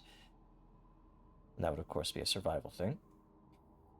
And, well, Leodon knows these three. Nelanavanti, Shizuru, and Tsukiyo. The sun, the moon, and Nelanavanti is the serpent's kiss. There's some options there. There's also a little-known shrine of Todesna in the abandoned estates at the north part of town. Bao Zun knows of Lao Shu Po, the old rat woman, the goddess of night, rats, and thieves, at the Mushroom House, on the north side of the docks. There is also, of course, a hidden shrine to Callistria at the Thrice-Blessed Inn. And very little known in town, because nobody really goes to them, are the shrines to Yejing, which is the Minister of Blood. His concern is harsh justice, murder, and punishment. His shrine is on the outside of the town at the Bones of the Forgotten. Those who have been marked as murderers don't get proper burials in this town. And Lady Nanbayo, which is Widow of Suffering, the goddess of natural disaster. Her shrine is, well, buried underneath the waters of the lake. Difficult to get to. We might need a written list of these. Yep. Yeah, there's a Yeah. lot. Yep, I know. So I will simply give you guys a picture. I got overwhelmed pretty fast. But narratively, I was listing off, telling you what the gods were about and stuff like that as well, of course. That's wonderful. But I'll put it in the Discord chat for you guys.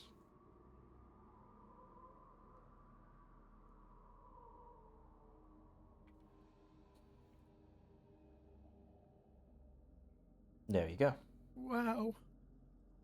That is basically a complete list of the shrines in town that are not just personal house shrines. And you can get the divine blessing of any of those gods to gain a bonus to their divine skill for the rest of the campaign. But keep in mind, if you would actually want the blessing of any of these, or one of these gods, because, you know, maybe not the blessing of the murder god. That's the best one, though. Something to I don't deliberate know, and think just- about. I I worship a goddess of death, but that's not murder. Murder's kind of not really our thing.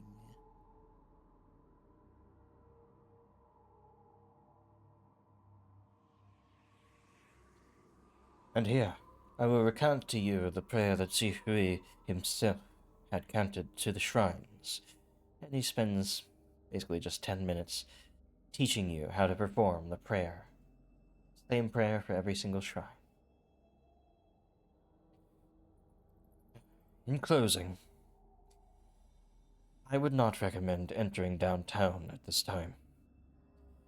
My reports indicate that that part of town is particularly infested with monsters. Once the tasks that I've set before you have been accomplished, plans for dealing with downtown itself can proceed. And downtown is basically this kind of area here. You don't have to, you'll know when you're entering quote-unquote downtown. The closest thing to downtown is the clinic, essentially, which is all the way over here. But basically between these two rivers here is downtown, these little creeks.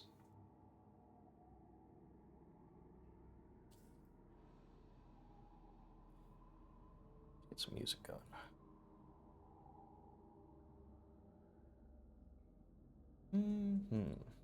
Let's see. I'll just play the old one. So, do you have any questions? No, this makes sense.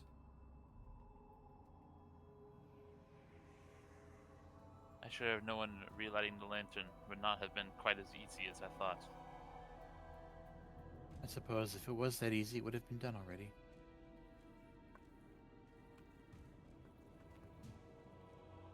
Still, I remain undeterred. I must do this.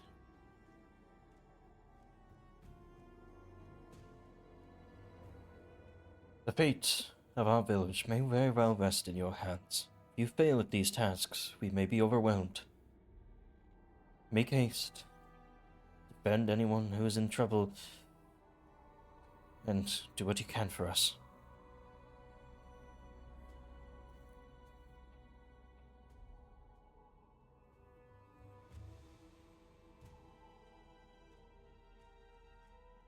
You may, of course, rest here. Recuperate if you need to. We have little in the way, though, of supplies to grant you, unfortunately. That's all right. The knowledge alone has been priceless. Give yourselves 40 experience points for meeting old Matsuki. Shugo has been looking at the food that they provided, like something that got dropped on the ground.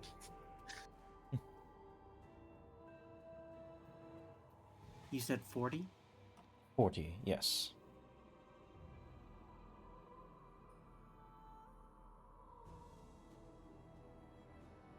So, it's up to you guys from here.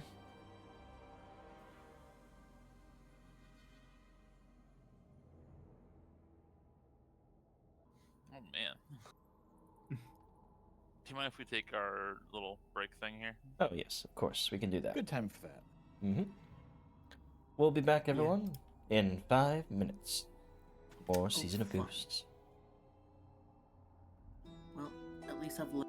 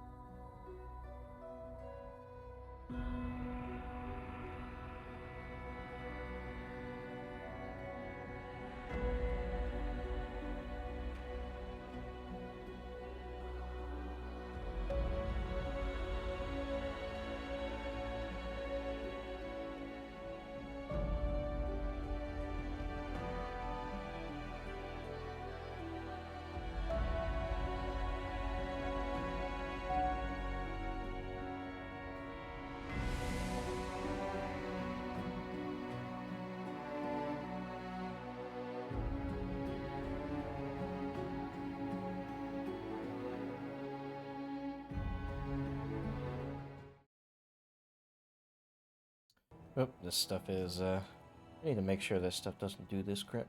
Let me fix it real quick. It's all the stuff I need to do to get these HP bars to actually work. But this will fix up real quick. Da-da-da-da-da, and then HP bar. There we go. Now load back up. In just a second. But yes, welcome back, everyone. We are continuing Season of Ghosts. So, you all learned about the different tasks that could be very important to the safety of the village here. Primary among them, of course, is to relight the Eternal Lantern, though you need the blessing of 3 gods to achieve this. So, for the purpose of it, what are you guys doing from here?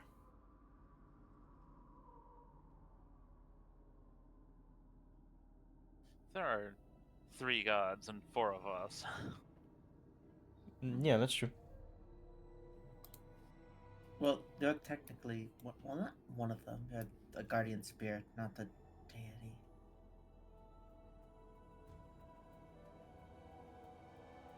Well, I was not created with any god in mind. I follow a concept called Senpachi that you probably have heard plenty about already. Yes.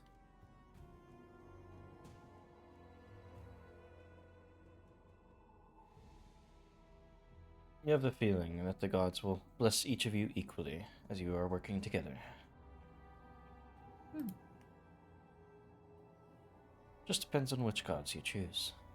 As the patron sort of gods of the town through the choice of the 3 coins.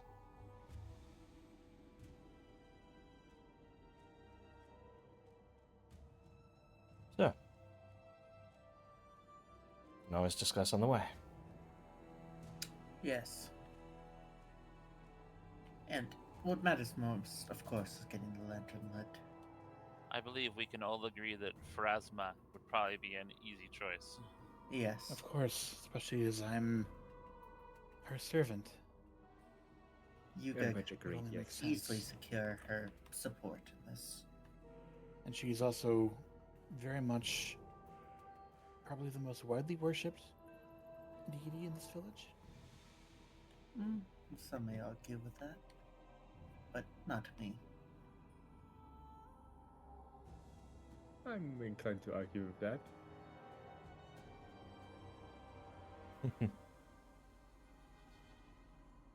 Well, we need to pick either way, otherwise we will make no progress. So why don't we start with Pharasma?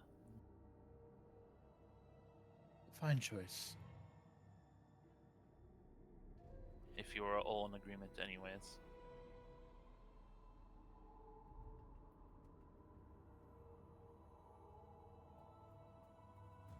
I don't hear any opposition. So that means they're in agreement. Excellent. Pharasma first. We shall go. I will lead the way. Kawaka, your father, sort of stops you for a moment. You're doing a good deed here, son. I know I've said in the past that, I find your path in life to be separate from what I would envisioned for you. But in times like these, I realize that there needs to be people like you. Followers of a goddess that can shine her light in a village like ours.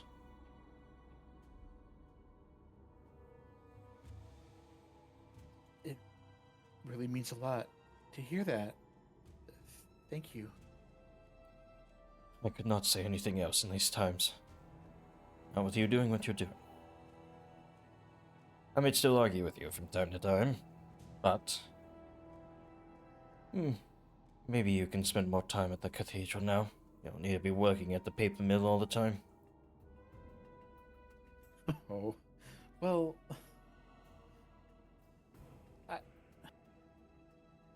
We'll I talk mean, I'm about still it happy later. to. Yes, of course. Yeah. Get out there and save the village. Yes, Father. You guys pass the gate. Hayaha is speaking to her husband. Oh, remember, my daughter. She's with Granny Hugh, or it was supposed to be. Please, we can't leave these people behind to go searching for her on our own lonesome. Please make sure she's safe. Don't worry, we will be going over there shortly. What is her name?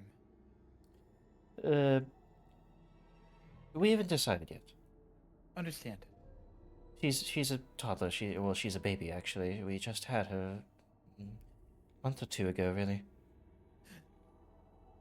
She And- tells you the daughter's name. Well, maybe in their culture they don't name the child immediately. Maybe. You know, maybe there's a naming ceremony. You know, you don't need to. Yeah, but anyway, Sorry, Shugo will name the kid for them. perhaps after one of you. Thank you for getting me over here. I'm not sure if I would have survived out there. My fear had gripped my heart, but now I'm at peace, at least partially. Thank you again. You have my support.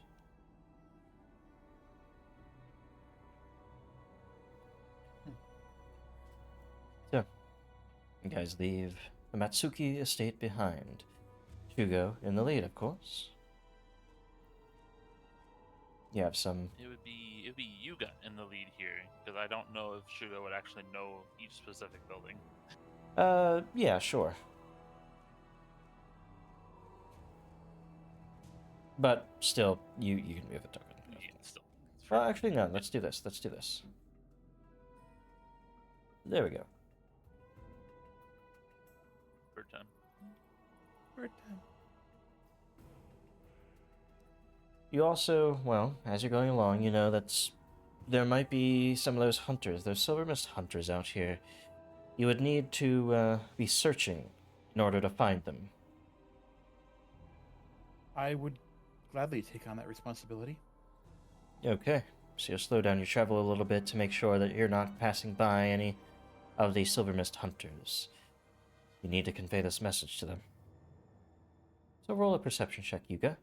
And anybody else who's doing a search action as you guys are exploring, go ahead and do so.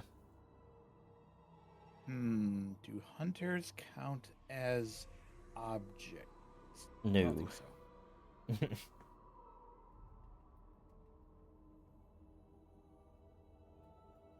17.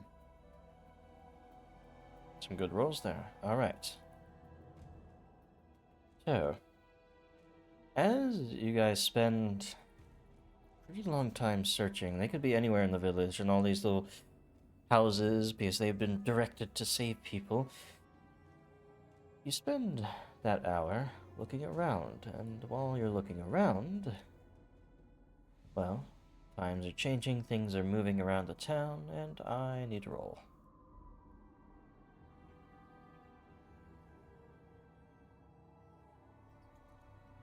Luckily, you seem to avoid, or at least don't find any, well, spirits or those Jinkin gremlins or anything like that around town. At least, right now, nothing interacts with you, nothing comes up to you. But, I will say, as you guys are exploring a bit to the south in the fields of rice here, or wheat, maybe, you come across a set of buildings here. Farmers' sort of buildings, warehouses, barn houses, stuff like that, where there seems to be a commotion going on. After your hour of search. No investigating that.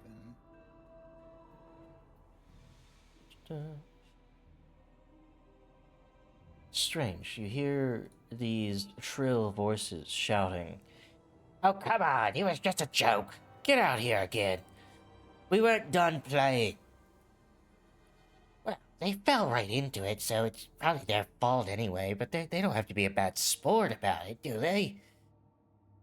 Bickering creatures you hear through the rice here. How would you guys like to approach this situation, just to start things off? So they definitely do not sound like any villagers.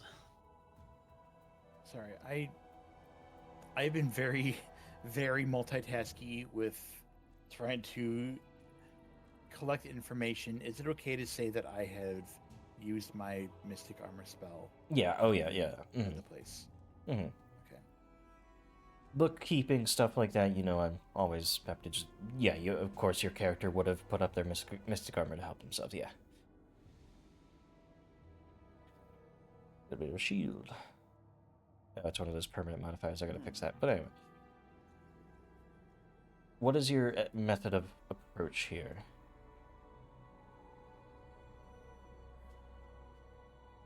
It sounds like there is some trouble afoot. Do you want me to go take care of it? Not so We should probably approach this in a diplomatic manner.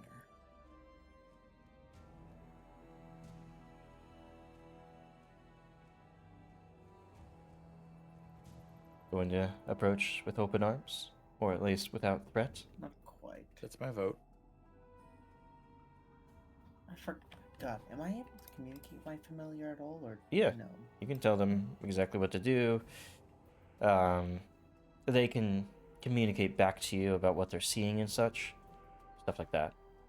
Oh, they can. Okay. Yeah. Maybe my familiar could take a look before we go charging in. Friendly or not. Alright.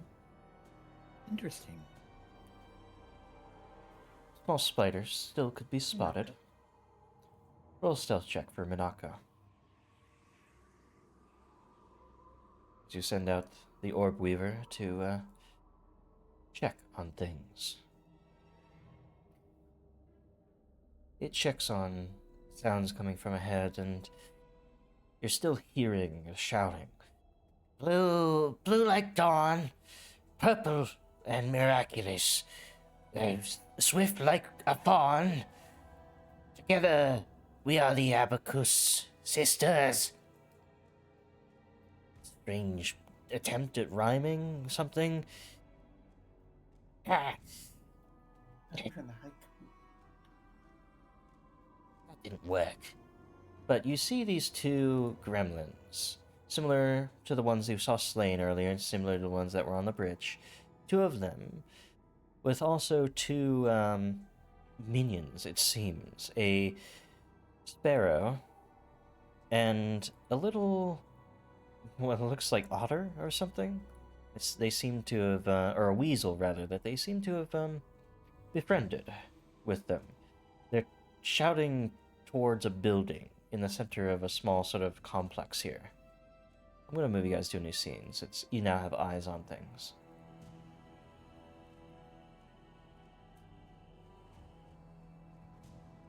A lot of them. I'm really excited to see what I can do with a familiar. So, let me put you guys down.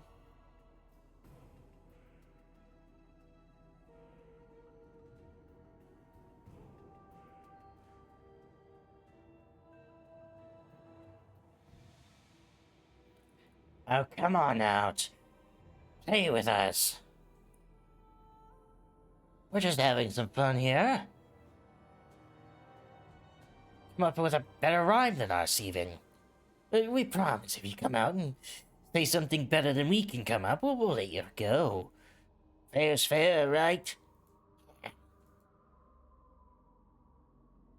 guys are sort of out in rice paddies a little bit, listening and spotting this as well.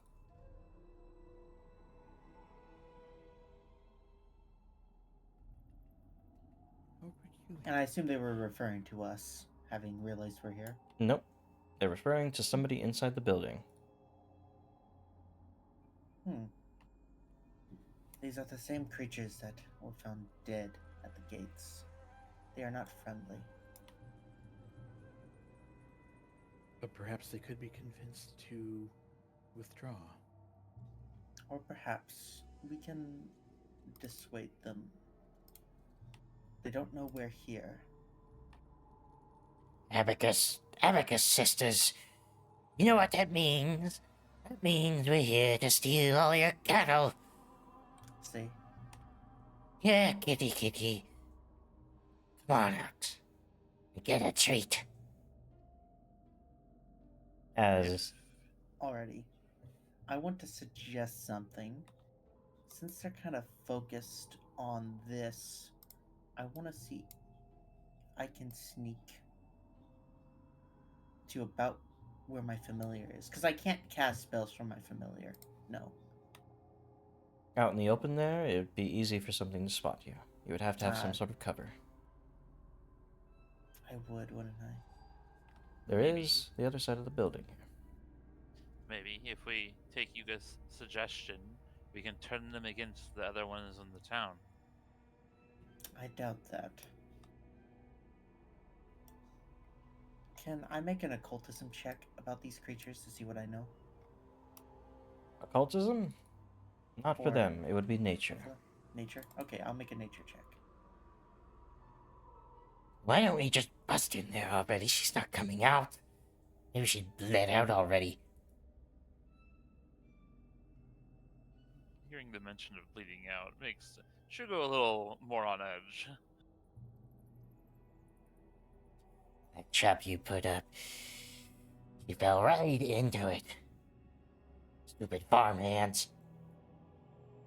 Yeah, they're not peaceful. Oh boy. You recognize these as Jinkins, yes.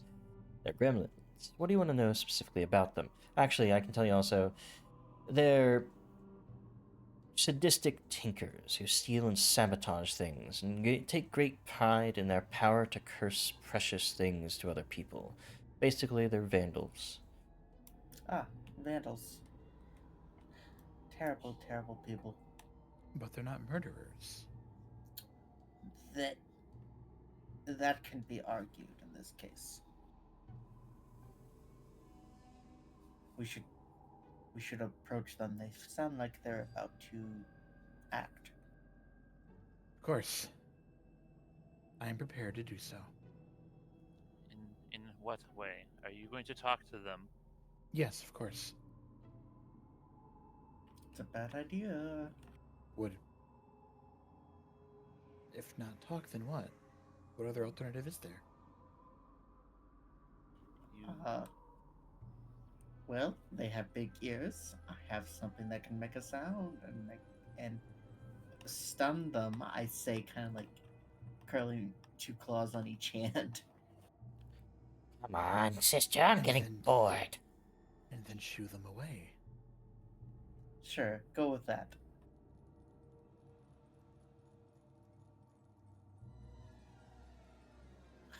We can't wait any longer.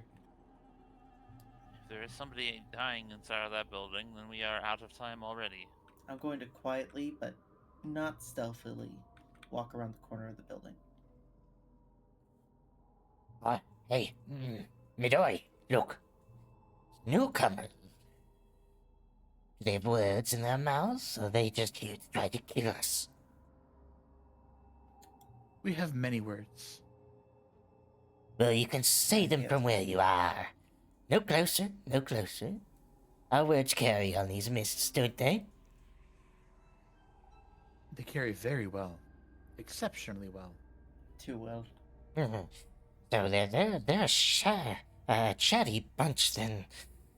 Well, maybe they'll enlighten us. Maybe they think they've got the wits to win out against us. The Abacus sisters. The other sort of snarkily chirps out, I doubt it. I doubt it. Don't you? I mean, I want to see them try and fail and wallow in their misery. So what'll it be, huh? Battle of wits? We don't need to try to kill each other now, do we? I mean, that's good for you. Look at you, you're so small. A battle of wits sounds like a fine idea. You're small for your own people. But you decide. What'll it be then? Say something witty. Say something fun. Interest us. Or bore us. I don't care. Either way, you lose.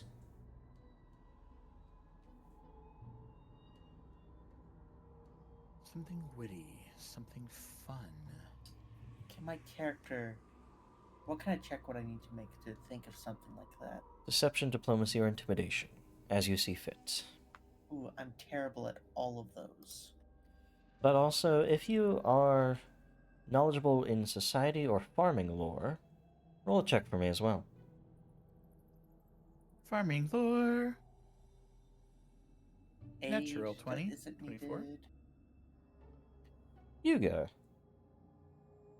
And Bowsen, as well to an extent, realizes this. Abacus sisters stealing cattle? No. The word for one who steals cattle is abactor, not abacus.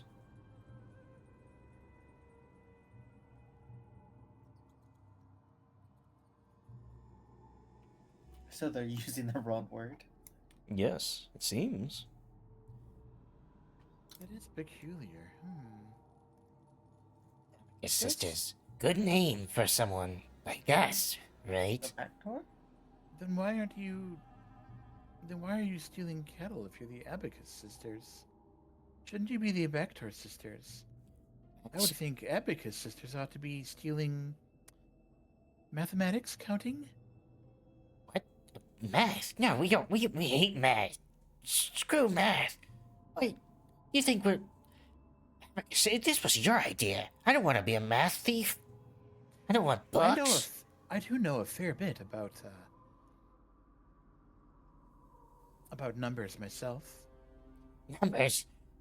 You don't... Shut up about numbers. We wanted to steal cattle. We were... Abactor? That's stupid. That sounds stupid. Now we're Abacus. We've been shouting Abacus to everyone. And now... No. This was your idea.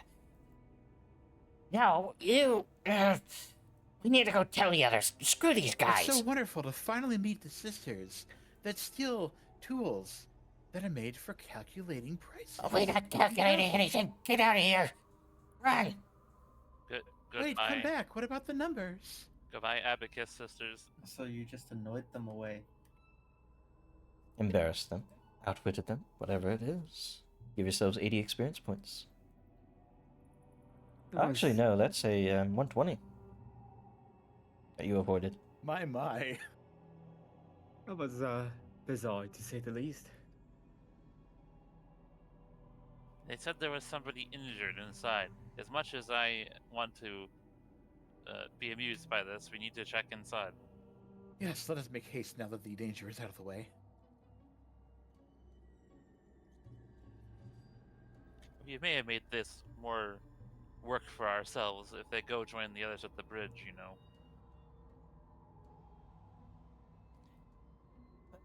Hello, is someone out there? I'm in here. I barricaded the door. Oh, let me get this aside here. She hears shouting from the south of the building here. You hear a clattering of furniture before opening up. A Yes. badly wounded woman in Silver Mist Hunter's garb. I felt. It's Yugamina from the cathedral? Oh, Yuga, hi. You recognize me, Sumika? I come by every now and then, make sure there aren't animals trampling the graves. Oh, But of course. they got me real good in the side here. Look, she points down at this bloody, patch in her clothing. One of their traps. As I was entering this building, they took a knife from the chopping block and attached it to wire. Took the wire and it stabbed right into my side. Ah, Let me get a good look at it. please do. I can try to do some treatment here. Sure, roll medicine. Yes. Here we go. I'm gonna redo that one. I'm use my hero point on the medicine. I don't want to kill an NPC with. 11 baseline is enough to at least staunch the bleeding. Cool. Yeah, greatly appreciated. I think I can make my way back to the lodge now. Luckily, the creatures don't seem to have too interested in the lodges or much care for them. Too far outside of town. My apologies for not doing a better job, but this is a very precarious situation. I'm not used to this. Well, you're doing a good job of it. You're natural. You follow in the footsteps of your fate quite well. Though, aren't you supposed to be taking care of people after death, not before it? I very much do not quite see the difference. The Pharasma knows when it is everybody's time. I personally believe that if it was somebody's time, then my attempts at healing somebody would not bear fruit anyway. I suppose it's all the same to her. Thank you again, and, oh, Sugar's awakened. That's fun. It's a very interesting development. Yes, of course. Kind of snakes his head up to look over top Yuga towards her. We are all still processing his presence. He's got fangs too. I'm sure he's been quite the help. Extremely helpful. Thank you for coming and finding me. I didn't think anybody would out here. I'm just relieved we heard the commotion. It is time for you to help us, though. And this town. Well, I'll do what I can. Ugly Cute has gone missing. I need you and the other hunters to help find him. Ugly Cute's animated as well. In our town's time of greatest need, I suppose. I mean, in my condition, maybe not, but I'll tell the other hunters that Ugly Cute's out there. Strange that he's not stayed here to defend the town. If you say what you say is true. That is why I am concerned. I was following his footsteps to the east, but then I lost them in the woods. East and in the woods. Very well. I will tell the others. We'll do what we can to track him down. Though, at the moment, many of the other hunters may be also busy as I've been, hating the people of the town. It may be a matter that has to wait for a while longer, or at least a moment longer, relatively speaking. Maybe an alternative. An alternative?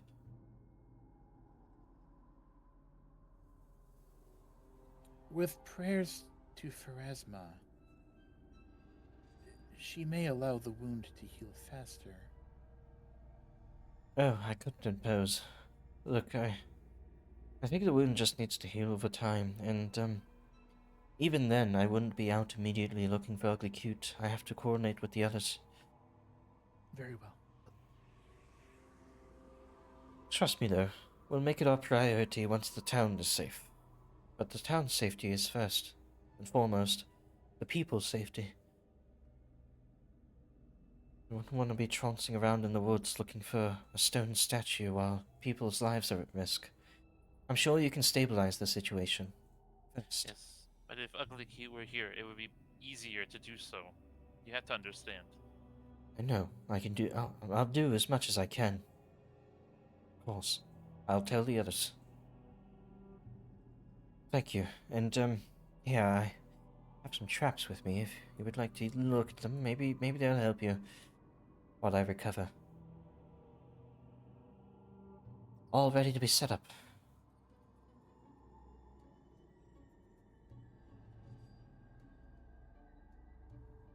If a phantom's bothering you, set up these, spirit traps. That'll do them off quite easily.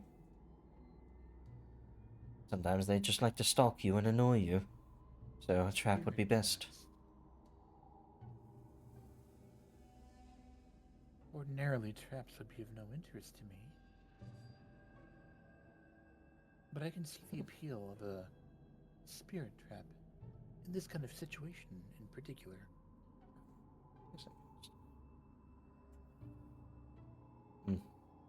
Let me know in chat if the text box gets stuck.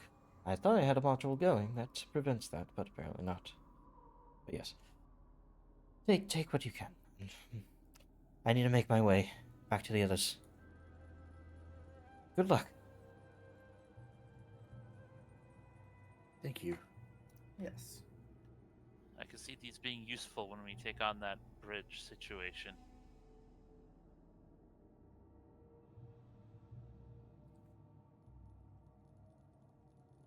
We'll have to figure out how to best make use of such a thing.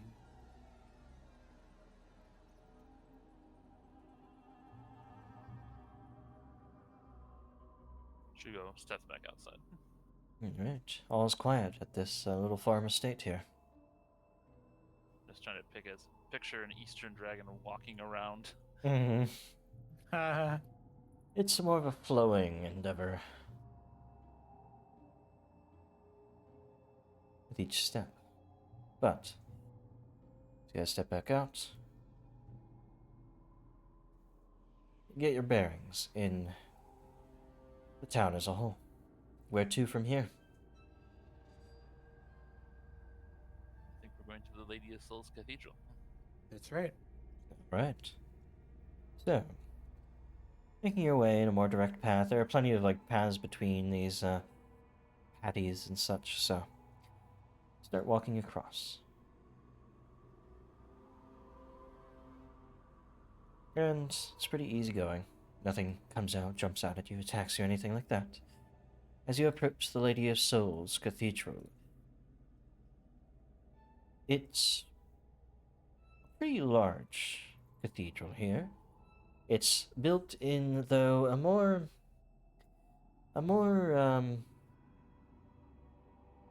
inner sea style than other buildings, though, here. And that owes to, well, the second generation Elizabeth Candora, as she came to town and set up the cathedral in her patron goddess's name. She's told you before that she's from, well, her family's from Taldor, in the inner sea region, and arrived in Goka, and Goka is sort of the gateway to the west of Tian-Xia, with a lot of different cultures converging there. And, well, her family once visited the Tansugi monastery here as a child, and she never imagined that her calling would bring her back to her childhood sort of vacation spot. And here she is, It's ironic. having built this cathedral and put out of practice the most of the time Sangbo Chi philosophy tells people to burn bodies, especially in a region like this where ghosts are common. Though she has built up the trust in burying bodies. The Lady of Souls' blessing, no body will awaken, and no spirit will be at unrest after the rituals are done. And Yuga, this also, of course, is a personal place for you. But I'll let that be said. It's As very you much enter a the place cathedral. of comfort.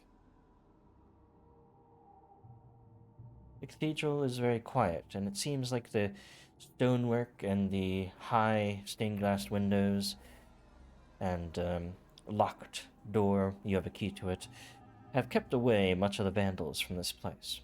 Maybe a few pots and, flower beds have been trampled in, but otherwise it seems to have weathered the storm quite well. As you enter its dark interior,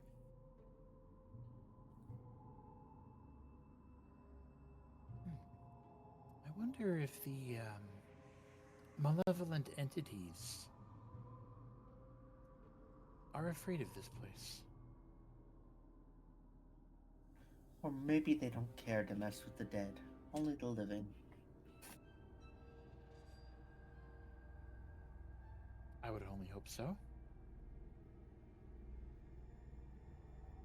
you find, of course, the circular sort of chamber that makes up a church, essentially. You know how a church has pews going to the front. For Asma's chamber, the spiral sits at the center of the room with stained glass windows sort of lighting it, and chairs are all around it. Not in a perfect spiral, more just circles, but the pulpit, so to say, is in the center of many chairs in a circle around it. as of course the cleric stands in the center giving a sermon or giving funeral rites and stuff like that. I suppose that is where I would do this 10-minute ritual. Mm-hmm. There's an altar that can be moved in and out of the center, but here it does lie. A simple stone altar, sort of like a tomb or sarcophagus in its looks, slightly. And upon it are simple, tall candles of incense. All right. Well, I will make sure that all of our preparations are set up as we were instructed. Mm-hmm. I will prepare a copper piece of my own. Pulling it Since from this your... is Pharasma. Mm-hmm. And I will go ahead and begin performing the prayers and rituals. All right. Roll me a religion check, as you beseech Phrasma as you have not beseeched her before. I'll take it. 18. Okay. So, checking out something real quick. Let's see. As you kneel there and say this prayer, your prayer, of course, to your own deity, has more meaning behind it, more fuel behind it.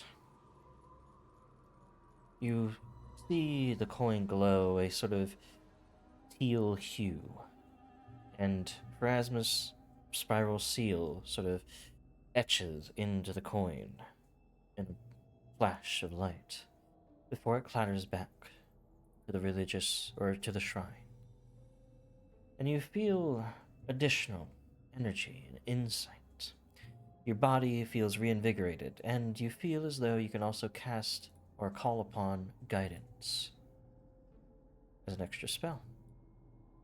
For the day, at least. Nice. So you can add like a 6th slot for your cantrips and add guidance in there. Sweet. It is here that you don't hear much of that whistling. Seems as though the cathedral and the wards and all of it are holding true here. There's a peace, a quiet here, that you have experienced many times here before.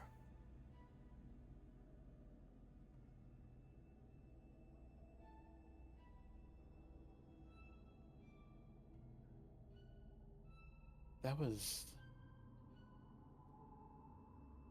wonderful.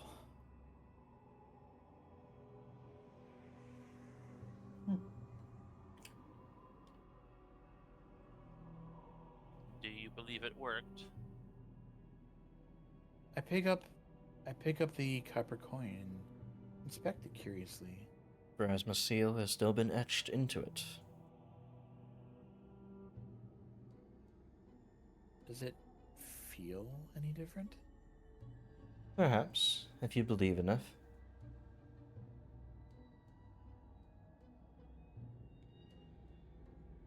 I'm gonna put all my trust behind it.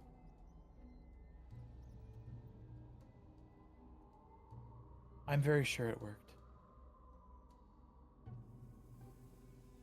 Good. Now what of the other two? We have our options ahead of us.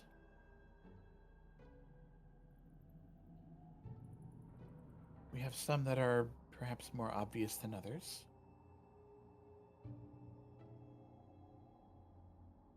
As we were walking, we contemplated the idea of Daikitsu, did we not? She's also known as the Lady of Foxes, and she watches over agriculture and is also a patron of craftsmen. Yes, it was Bosin that suggested that. Is that where you would like to go? It's not quite set in stone yet, but it's an intriguing idea. Well, perhaps we should give you guys a little bit more time to collect your thoughts and decide. As we are nearing the end time for the session, I think now would be a good time to stop as you have completed another one of your objectives, gaining Pharasma's blessing here. Sounds great. So, with that all being said, I hope you guys enjoyed the first episode of our Season of Ghosts campaign. Something a little bit different, a little bit solemn, quiet, spooky, and perhaps, well, strange.